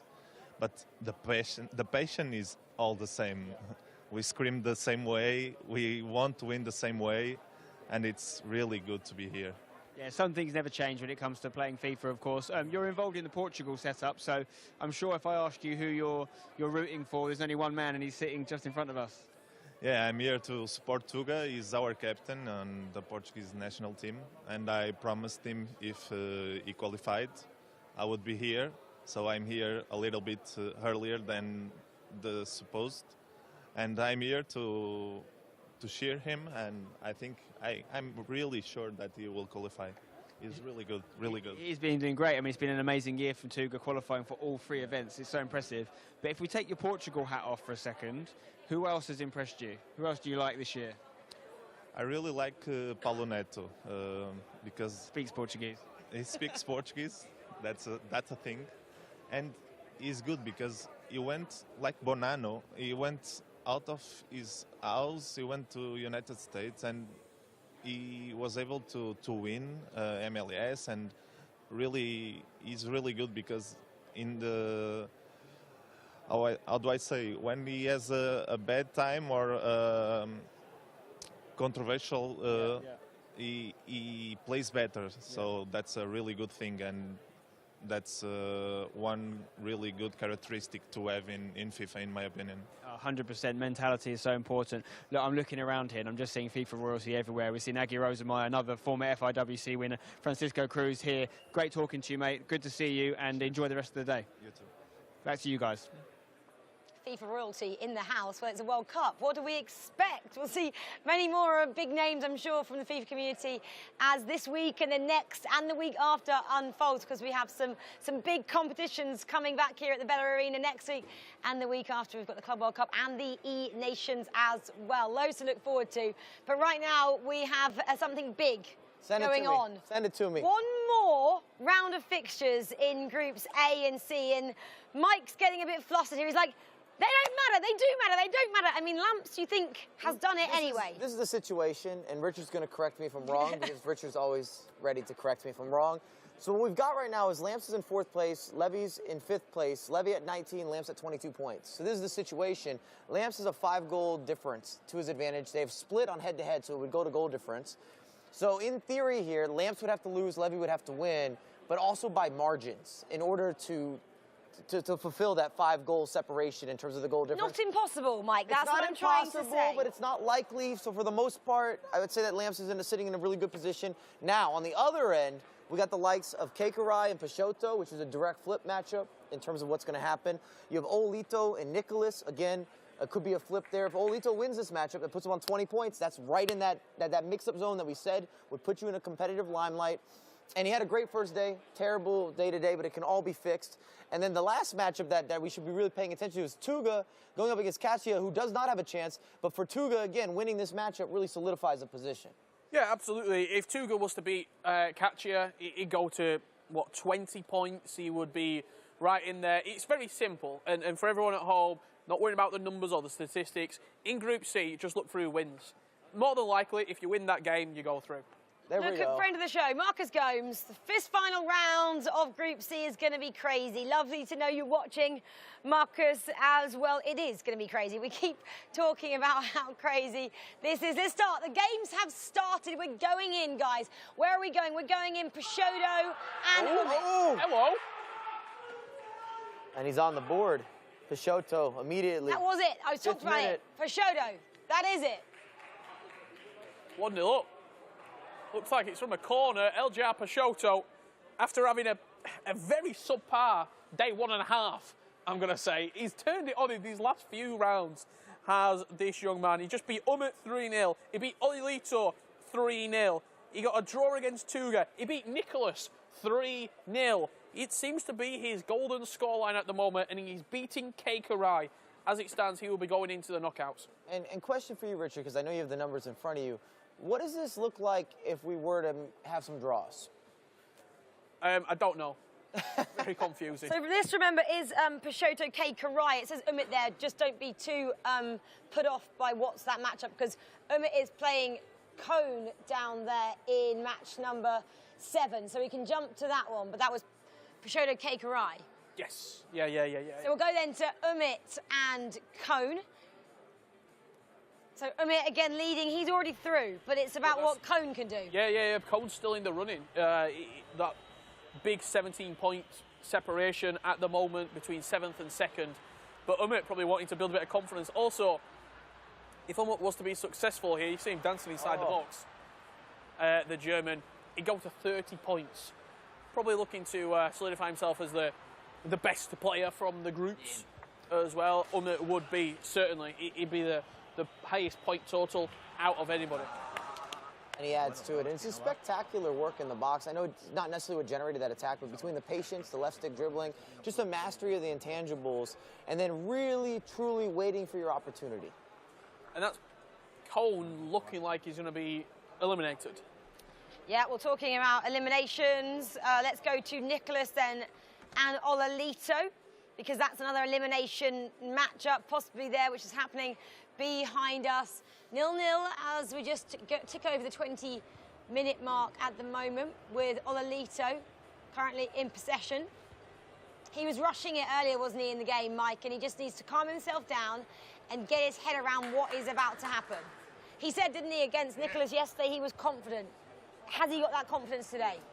He definitely doesn't have the confidence today that he had yesterday, but I will say this. I do believe this is still in his control. If Olilito is to win or were to win this matchup, I think he goes through. I think 20 points is enough. It does depend on some of the other results, but I have a feeling it would be enough, but it's easier said than done. His goal difference isn't good, though. He's -4. But it comes first head-to-head as the decider. He has good head-to-head most of the games today. I think it would go. I think it would probably split. You were talking about Lamps, North America. I've just seen there. I think he's 1-0 up on the far left monitor there that we can't see.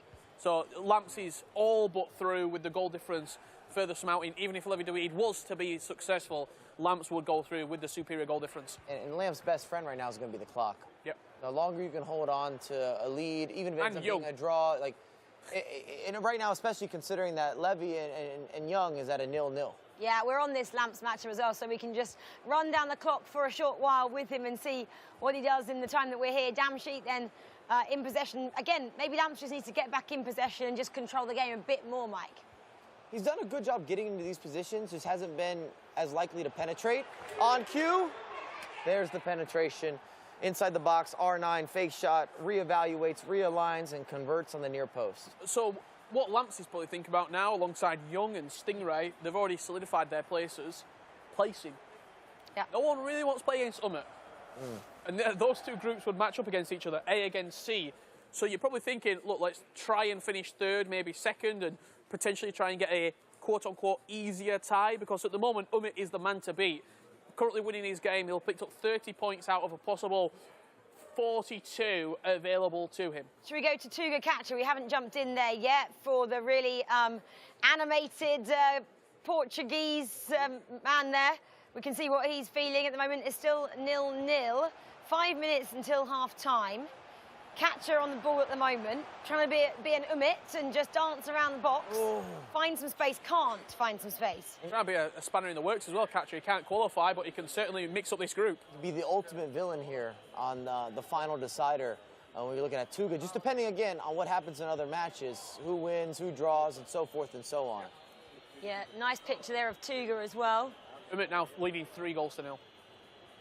Yeah, Umit's very much clear there at top of the table. It's a fight for those lesser places, isn't it, Rich? Yeah, Cohen will be unable to qualify with the 17 points. And look, 17 points and still not getting through. I think the Group of Death mantle has certainly lived up to it in this really competitive Group C. El Jabra are still leading 1-0. The other two games in this group, for everyone watching at home, goalless. Oilito and Nicholas, no goals.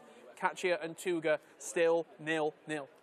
Yeah, exactly. We're going to go to the Nicholas game then, and Oilito. I can't believe this is possibly to see one of these big names going home. Whoever takes the win here, half-time then on the clock as it stands, and we might be able to get a word with one of these. It's really difficult if we can get a word with someone at half-time if we can. That would be awesome. Let's see if we can. I know Spencer's down there, so I'm going to throw it to him right now, even for an update. I am down here. You can see Nicholas just talking with his team here. He's right here, and it's probably more pressure on Oilito for this game. I'm seeing the stats here. Nicholas with 62% of the possession against the 38 for Oilito. No shots on goal for Oilito, though, crucially. 4 shots and an expected goals of 1.9 for Nicholas. He is on top in this game, and Oilito has to turn that around. If you just pan the camera up, there's Oilito. There's his opponent. Look how close they are to each other. They can basically see each other. They can smell each other. It is a huge game. And like I say, I think slightly bigger for Oilito at this point. I'm not going to jump in and talk to Nicholas right now because he's in the zone and I don't want to disrupt him. I wouldn't do that to Oilito either, so I want to let these guys play out. But if you come around here, you can get a nice face-off, right, see what they're looking at and see the concentration on Nicholas's face. Look how close he gets to the camera. I always think it's interesting to see the different approach for the players. I mean, you look up to Oilito, he probably sits about an extra 30-40 centimetres away from the screen. But Nicholas's tactics seems to be working for him here. A draw would probably be enough for Nicholas. It would put him on 20 points. We'd have to see how the other games go, but I don't think a draw for Oilito would be enough. So it really is an elimination matchup. Guys, it's a huge match. I hope you're enjoying it. Yeah, we're going to stay with this one for the moment then, and see if Oilito can get the win, like Spencer was just saying. Thanks for the update down there, Spen. You can really sense the tension down on the floor now, as this is the last 45 minutes of their tournament for some. And for Oilito, if he doesn't get this 3 points, it is the last 45 minutes of his tournament. And the question I was asking Richard, I don't know if it came across, it was almost during the throwback. Can 18 get you through technically in this group? All depends on the Tuga result. With Tuga facing Katia, because he's the closest competitor to him, and also Keikarai and El Jabra Pashota. Keikarai is losing at the moment. I think the goal difference would be too narrow for Oilito. A win is imperative.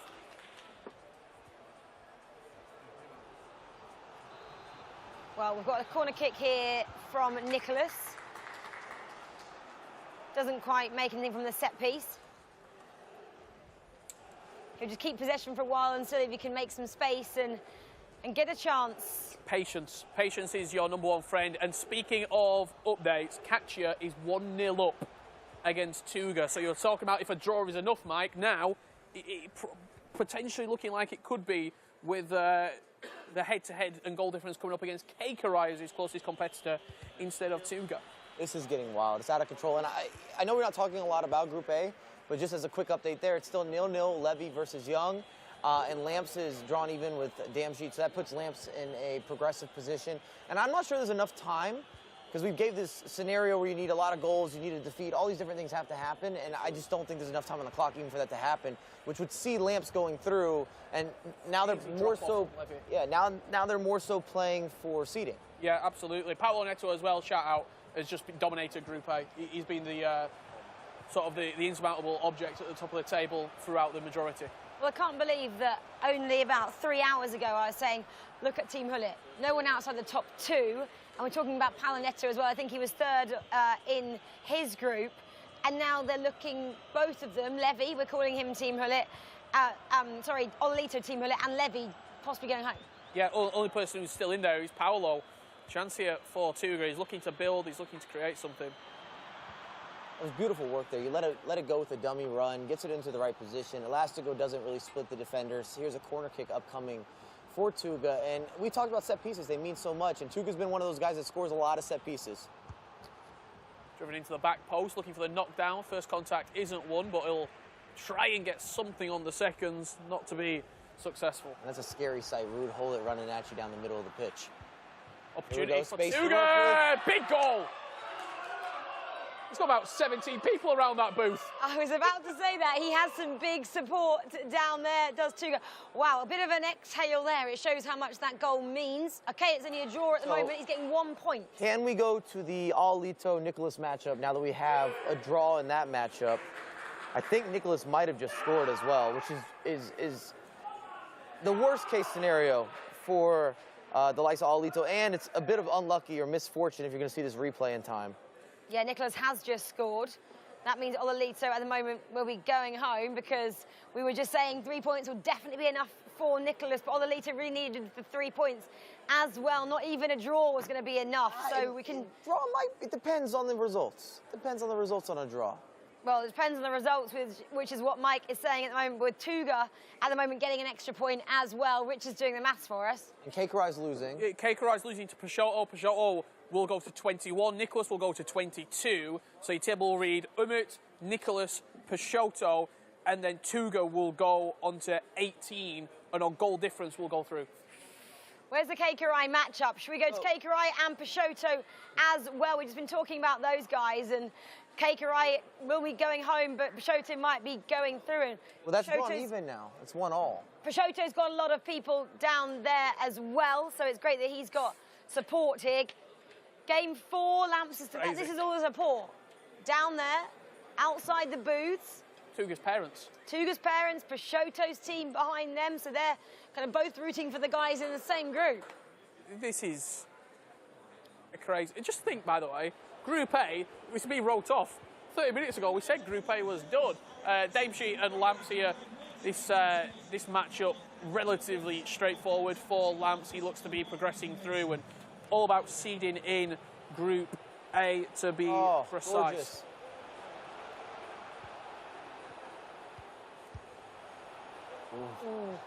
Just a slight miss there in this 1-all affair between Damshi and Lamps.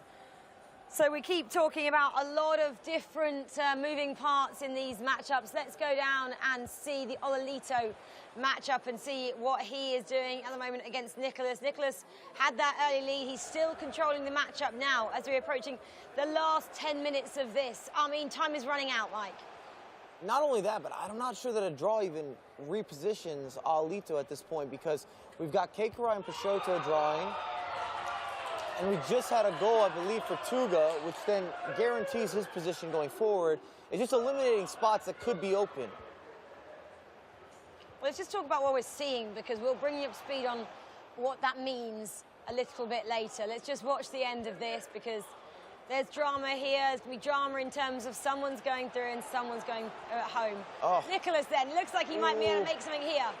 Ooh. And you see the cancellations, the extra steps with Marcelo. Most importantly, maybe what you're seeing here is Alito rushing, and he's been rushing. How's that not a call? I heard the cheer from over my left shoulder. Katia 2, Tuga 1. So Katia is I thought it was the other way. Okay. Proving to be a menace in this group. How does Alito not convert there? That's the difference of a confident player versus someone who's out of form. You're in the right place with the correct attacker, and the location, timing, everything's aligned, and you drag it wide. If this was yesterday for Ololito, he would have not missed that goal there, but today is just not in his favour. This was the reaction then when Katia got that second goal against Tuga, and you can see their families like just living every emotion with them at the moment. As much mental math we've been doing here, as it currently stands, nothing moves. Because of Tuga losing, Kekurai and Peixoto drawing, we can see Tuga here. Can we get the Kekurai game with Peixoto? Because that one has more that can shift in this. Here we go. We can have a little move then to game 8. We're going to see the end of this one. Nicholas looking to go 2-0 up. Through on goal. Ronaldo, can he finish? No, he can't. That looks like that will stay then 1-0 to Nicholas.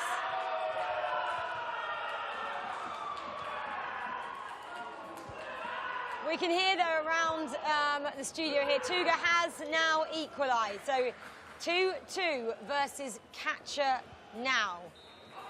This one's finished 1-0 then. Let's jump to another game. Mike, pick a game for us, please. I want to see what's happening with the Keikarai and Peixoto. Also happy to see the finals for Tuga. The Tuga matchup as well, I would be happy to see some updates. We keep hearing from Tuga, 3-1. So Tuga's wrapped this up. So that was 2 goals from Tuga as we left him there. Mistakes, from us as well, so apologies from that. But it's, we can confirm now Tuga 3-1 up. And that's why his family look really nervy around there. Mike, how do you feel if your family are here watching and they know what's on the line? They watch you play week in, week out, day in, day out. And he's done them proud. Tuga's solidified his position, taken everything into his own control, and he's going to be moving forward. I'm still waiting for the Buckley calculation, but he's definitely moving forward. Nicholas full-time wrapped up there. 1-0 was Nicholas full-time. That's finished there. Ololito couldn't get any points from his last matchup in the group stages here. Well, we'll confirm those right for you after all these matches have finished, just in case things happen at the last minute. Here we go. Look at the emotions from Team Tuga. Living every moment with their competitor, with their player. We can just wind up this matchup for them. Stay with this one then. Catcher in possession, Tuga now. Last chance of this game, we might say. 88 minutes on the clock. You're just going to try and wind this game out, Mike. Just keep in possession here. Not that Catcher will be able to get 2 goals in as many minutes, but you never know in FIFA. Stranger things have happened. You couldn't predict this. Day 2, we got Nicholas going through. You've got Tuga going through. It looks like Peixoto got the job done with Keikarai having that draw. We can see Peixoto's family in the back of the shot on the Tuga matchup. So we know that he got the result there because they look pretty happy. And then, of course, Umit's been dominating day 1 and day 2. Up to this point, easily looked maybe the most dangerous or the most consistent, and that also parallels with the year that he's had. With that reaction, Tuga looks as though he's just done enough. I mean, that just gave me goosebumps there, seeing the reactions from the family. Tuga is going through to knock out Spencer's with his family. I tell you what, Team Tuga, Team Peixoto down here, very happy. They've done so well. We spoke to Francisco earlier. You've got to be happy with that from Tuga. Amazing, amazing. 2 years straight go through the group phase. It's amazing for Tuga. It's amazing. There's a lot of noise coming from down here. He's got the flag up. Let's talk to Tuga. Waving the Portuguese flag proudly there.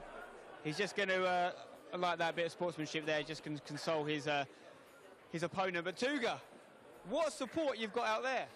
It's unbelievable. They gave me the motivation, the power. When I was losing, I was out completely. And because of them, they were supporting me a lot, cheering, everything that gave me the strength to win against a tough opponent, which is Arcacha, he played really good. And I think I'm top 4. I knew it from the beginning that this group would be decided in the last game. It was for me and for all the players, the FIFA community, the group of death. It proved right here because in the last game, I think 6-7 people could go to the knockout stage. But I'm so happy right now. Amazing feeling, and I hope to have more. I'm really confident for tomorrow. That has been an amazing journey, but I'm not done. Job's not done, and let's see what happens tomorrow. You've definitely got one of the best supports here in the whole auditorium, but it's amazing. Tuga's one of the 7 people here that have qualified for all 3 events, so the dream is still alive. A few of those guys have not been knocked out. Ololito was one of the people that qualified for all 3. He's left this competition, so he can't do the trifactor, as it's being called. I think David actually might have squeezed through last minute. I don't think that's been updated. I don't think David did go through. I think actually Lamps took that spot. Another one who's not going to do the trifactor. So are you thinking about this 3 tournament potential? Yeah, I'm thinking about the 3 tournaments, but right now I'm only focused on this one. This is the priority right now. I will, in the afternoon, I will watch the opponent that I will face. It will be a hard match. Whoever is going to be, it will be a tough match. I know that it will be decided on the details, but I'm here to prove myself, my talents, my hard work, and I hope to win tomorrow. Okay, fantastic work from Tuga. He's very, very happy representing Portugal. Let's move along here.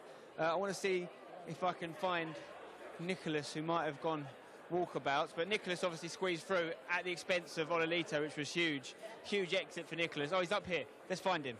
See if I can jump in. Nicholas and Peixoto, can I speak to you quickly? Let's just get the camera here.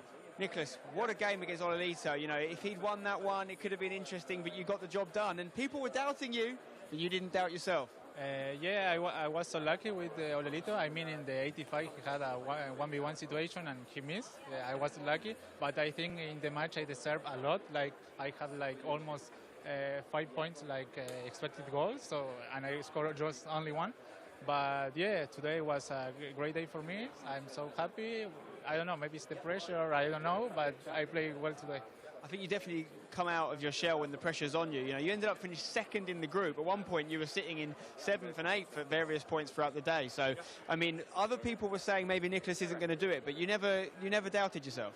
No, never. It's like you know, you never give up. Like, what's the same in each Champions, for example, losing against Tuo, against Matias, but I never give up. I always stay like positive. And yeah, for today, I need that mindset and play like more with more pressure. I like it. Not the situation, because if I don't qualify, I wouldn't be the best. But yeah, I play really well today and I perform with a good mindset. Pressure makes diamonds. The more pressure, the better for Nicholas. Well done, mate. We're going to see who else we can talk to. Peixoto, I know we have someone that can translate here, but I haven't spoken to you yet. What a day. I mean, your support has been fantastic. You must be feeling good. Il a dit quel jour incroyable, et en gros comment je t'ai supporté tout, c'était incroyable. T'en penses quoi? Ouais, c'est vrai que hier j'ai mal commencé mon tournoi. J'étais pas très bien dans le tournoi. Aujourd'hui, j'ai su élever mon niveau de jeu et j'ai réussi à gagner beaucoup de mes matchs. Et ouais, le soutien de mes frères, de mes amis, franchement, c'est incroyable. Yesterday he didn't play it good. It was a bad day yesterday, but today he played amazing, and he won against Umut, against Nicolas, against so many top players, and as well the support of his brother, of his family is amazing for him, and now he's ready for the next. I mean, it shows you how important it is to be good every day, because yesterday, yeah, not so great. Today, fantastic. Do you feel like you can win the whole tournament now? Il a dit, t'as vu comment c'est important d'être fort tous les jours. Hier, t'as pas été bon. Aujourd'hui, t'as été top. Est-ce que tu penses que t'es capable d'aller au bout du tournoi et de le gagner? Clairement, ouais. He said, of course, I can win the tournament. Très bien. Well done, Peixoto. Let's have a look. Umut's here. Umut, what a day from you. 30 points from a possible 42. How happy are you? Of course, I'm really happy. Yesterday 50 points, today 50 points. So I was really consistent. I lost 4 games, I think. The rest I have won. So I played really good FIFA in the last 2 days. But the thing that matters is tomorrow, and yeah, that will be the important thing. That consistency should not be not taken into consideration. We see people like, for example, Ololito, fantastic day yesterday, not quite the same today. Whereas you've got that. You say 15 points both days. 10 wins, okay, from 14 games. The only person that got 10 wins. No one else even got 9 wins. The next closest was 8 wins. So do you feel like you're playing a level above everyone else? No, I can't say. It's like I have 2 good days. If I have tomorrow a shit day, then it would be in the other way. So I have to focus, and I'm self-confidence is there, but I can't be so confident, because everyone is good here and everyone can play FIFA. You've lost 4 games of 14. Who was your hardest opponent? That's difficult. I think Nicolas, because in the second game against him, I think had 0 shots. It was a really tough game. The defense, he's so good. In the first game, I won 1-0. So he's in defense, I think, the best. I mean, what an effort from you, Umut. 30 points is the benchmark. We'll see if anyone else can emulate that in the second session. But well done, enjoy that. We're going to go over to the group C. I've got to talk to Stingray. Where did you finish? Second, 26 points. I mean, people weren't thinking that was going to happen yesterday, but did you believe? Yeah, of course. I mean, I think I said yesterday that, I'll see you on Saturday. I'll see you on Sunday as well. He's going to see us on Saturday. He's going to see us on Sunday. He's here for the weekend. I mean, everyone's been tipping you from before the tournament. They talked about how good you are. Yesterday you didn't show us that, but today you did. I think you've put together the best run of anyone in this tournament at any point in terms of consecutive wins. That must have felt good. No, it feels unreal. Yesterday we had to give people a chance, so today we just decided, we started winning games. Fantastic stuff. Stingray is a player to beat. Do not take your eyes off him. Paolo Nato's the other side here. top of the table, 28 points. Not quite as many as Umut with 30, but if you look at that score, you'll see you only lost 2 games. No one else lost that little games. A couple of people lost 3, but you're hard to beat. Is that a deliberate approach from you, making yourself hard to beat? Maybe. Like, I think that I was really hard to beat these days, but I think that I need to continue like that. Because what I want is this thing here, so I need to keep like that. I need to keep winning my games and not conceding goals. So. That trophy over his shoulder, that is what he's after. Listen, I know you were confident going into this. I know a lot of people are backing you. You've won the EMLS, you've won many things, but do you feel more confident now as a result of this? Do you believe in yourself more, or has that not changed? Yeah, I think that just give me a boost of confidence, but I already was trusting myself, so I just want to keep like that, and I'm really, really confident.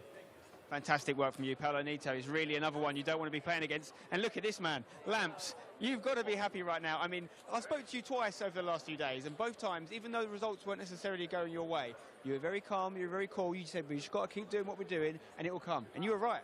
Yeah, I started actually getting some luck, a lot of luck my way. I won, I think, 5 today after winning 1 yesterday, so I just kept doing what I was doing, and it worked out. 23 points, that's really impressive. What was your most impressive win? Who's your favourite victory? I beat Levy in the 90th last kick, and I had Paolo as well top of the group, so between one of those for sure. I mean, yeah, and beating Levy was huge. I ended up seeing Levy exit the competition, that result, which was massive. And then the fact that you beat Paolo, only 2 people have done that. You've got to feel good. Yeah, I played Paolo a lot this year, especially EMLS, so I've got to play him a lot and see how he plays, so I guess that kind of helped me. Lamps doing NA, very proud. NA all day. I know Michael liked that one. Listen, there's some people that have exited the competition that I need to speak to at some point. I want to let them just, process what's happened. There's a few players that we just didn't think were going to be leaving us, like Oli Lito, who have gone, and the 3-peat is off for him. He can't be winning the trifecta, but it might make him more motivated for the next few. But for now, guys, back to you in the studio. I need to cool down here. Yeah, awesome work, Ben, on those interviews. We love to hear that. The confirmation then from Group A and Group C. You're looking at the top 4 on each. So Paolo Nato, Stingray, Lamps, Young, Umut, Nicholas, Tuga, Peixoto. Spencer mentioned upsets there. A Levy going out, Ololito going out. 2 names yesterday who were exceptional, topping the tables as well. Karai was a name we kept mentioning yesterday, but we're going to talk about the 8 that went through. That's the story at the moment. And what a day, Richard Buckley, for your man Stingray, who in his own words says, I'll see you on Sunday. Yeah, outstanding performance from Stingray. I think he won 6 out of the 7 games available today. The only time he dropped points was against Paolo Nato. I also want to say we ran a poll yesterday that said, which continent do you think is going to win? We had 4 South Americans into the tournament. 3 so far out of the 4 have qualified through. Young, Paolo, and then also Nicholas. All 100% qualification rate from South America. 100%, I'll give it to Mike LaBelle from North America. You had 1 player come in, you've had 1 player get out in Lamps. We need more spots, that's all I'm saying. How proud, though, are you that Lamps, I'm going to say he just kept on grinding, ground his way through to the next round? Impressed is the word that I'm going to associate, especially considering that he really had to battle through playoffs. And then remember, Lamps beat MS Desari in order to qualify for the FIFAe World Cup. That's why we don't see MS Desari. He's part of that squad. And then came here, had a pretty average, below average, maybe even day 1. And that's something I was going to mention. The big takeaway for me after day 2 is that outside of Paolo Nato and outside of Umut, we had direct flip-flops, the tale of 2 days.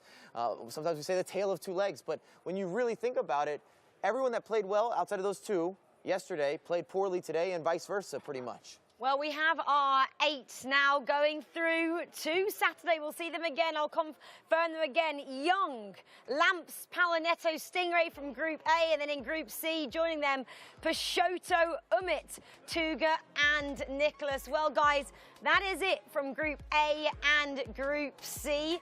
We've cut it down, haven't we, from 16 to 8. We'll see them in the knockouts. We get to do it all again a little bit later in Groups B and D to see which other 8 competitors will join them. We'll be back here on the sofa at 6 o'clock Central European time a little bit later. You're going to see who goes through from the 2 remaining groups. Come back and join us. It's going to be a whole lot of fun, just as it was today. We'll leave you with this. Goodbye.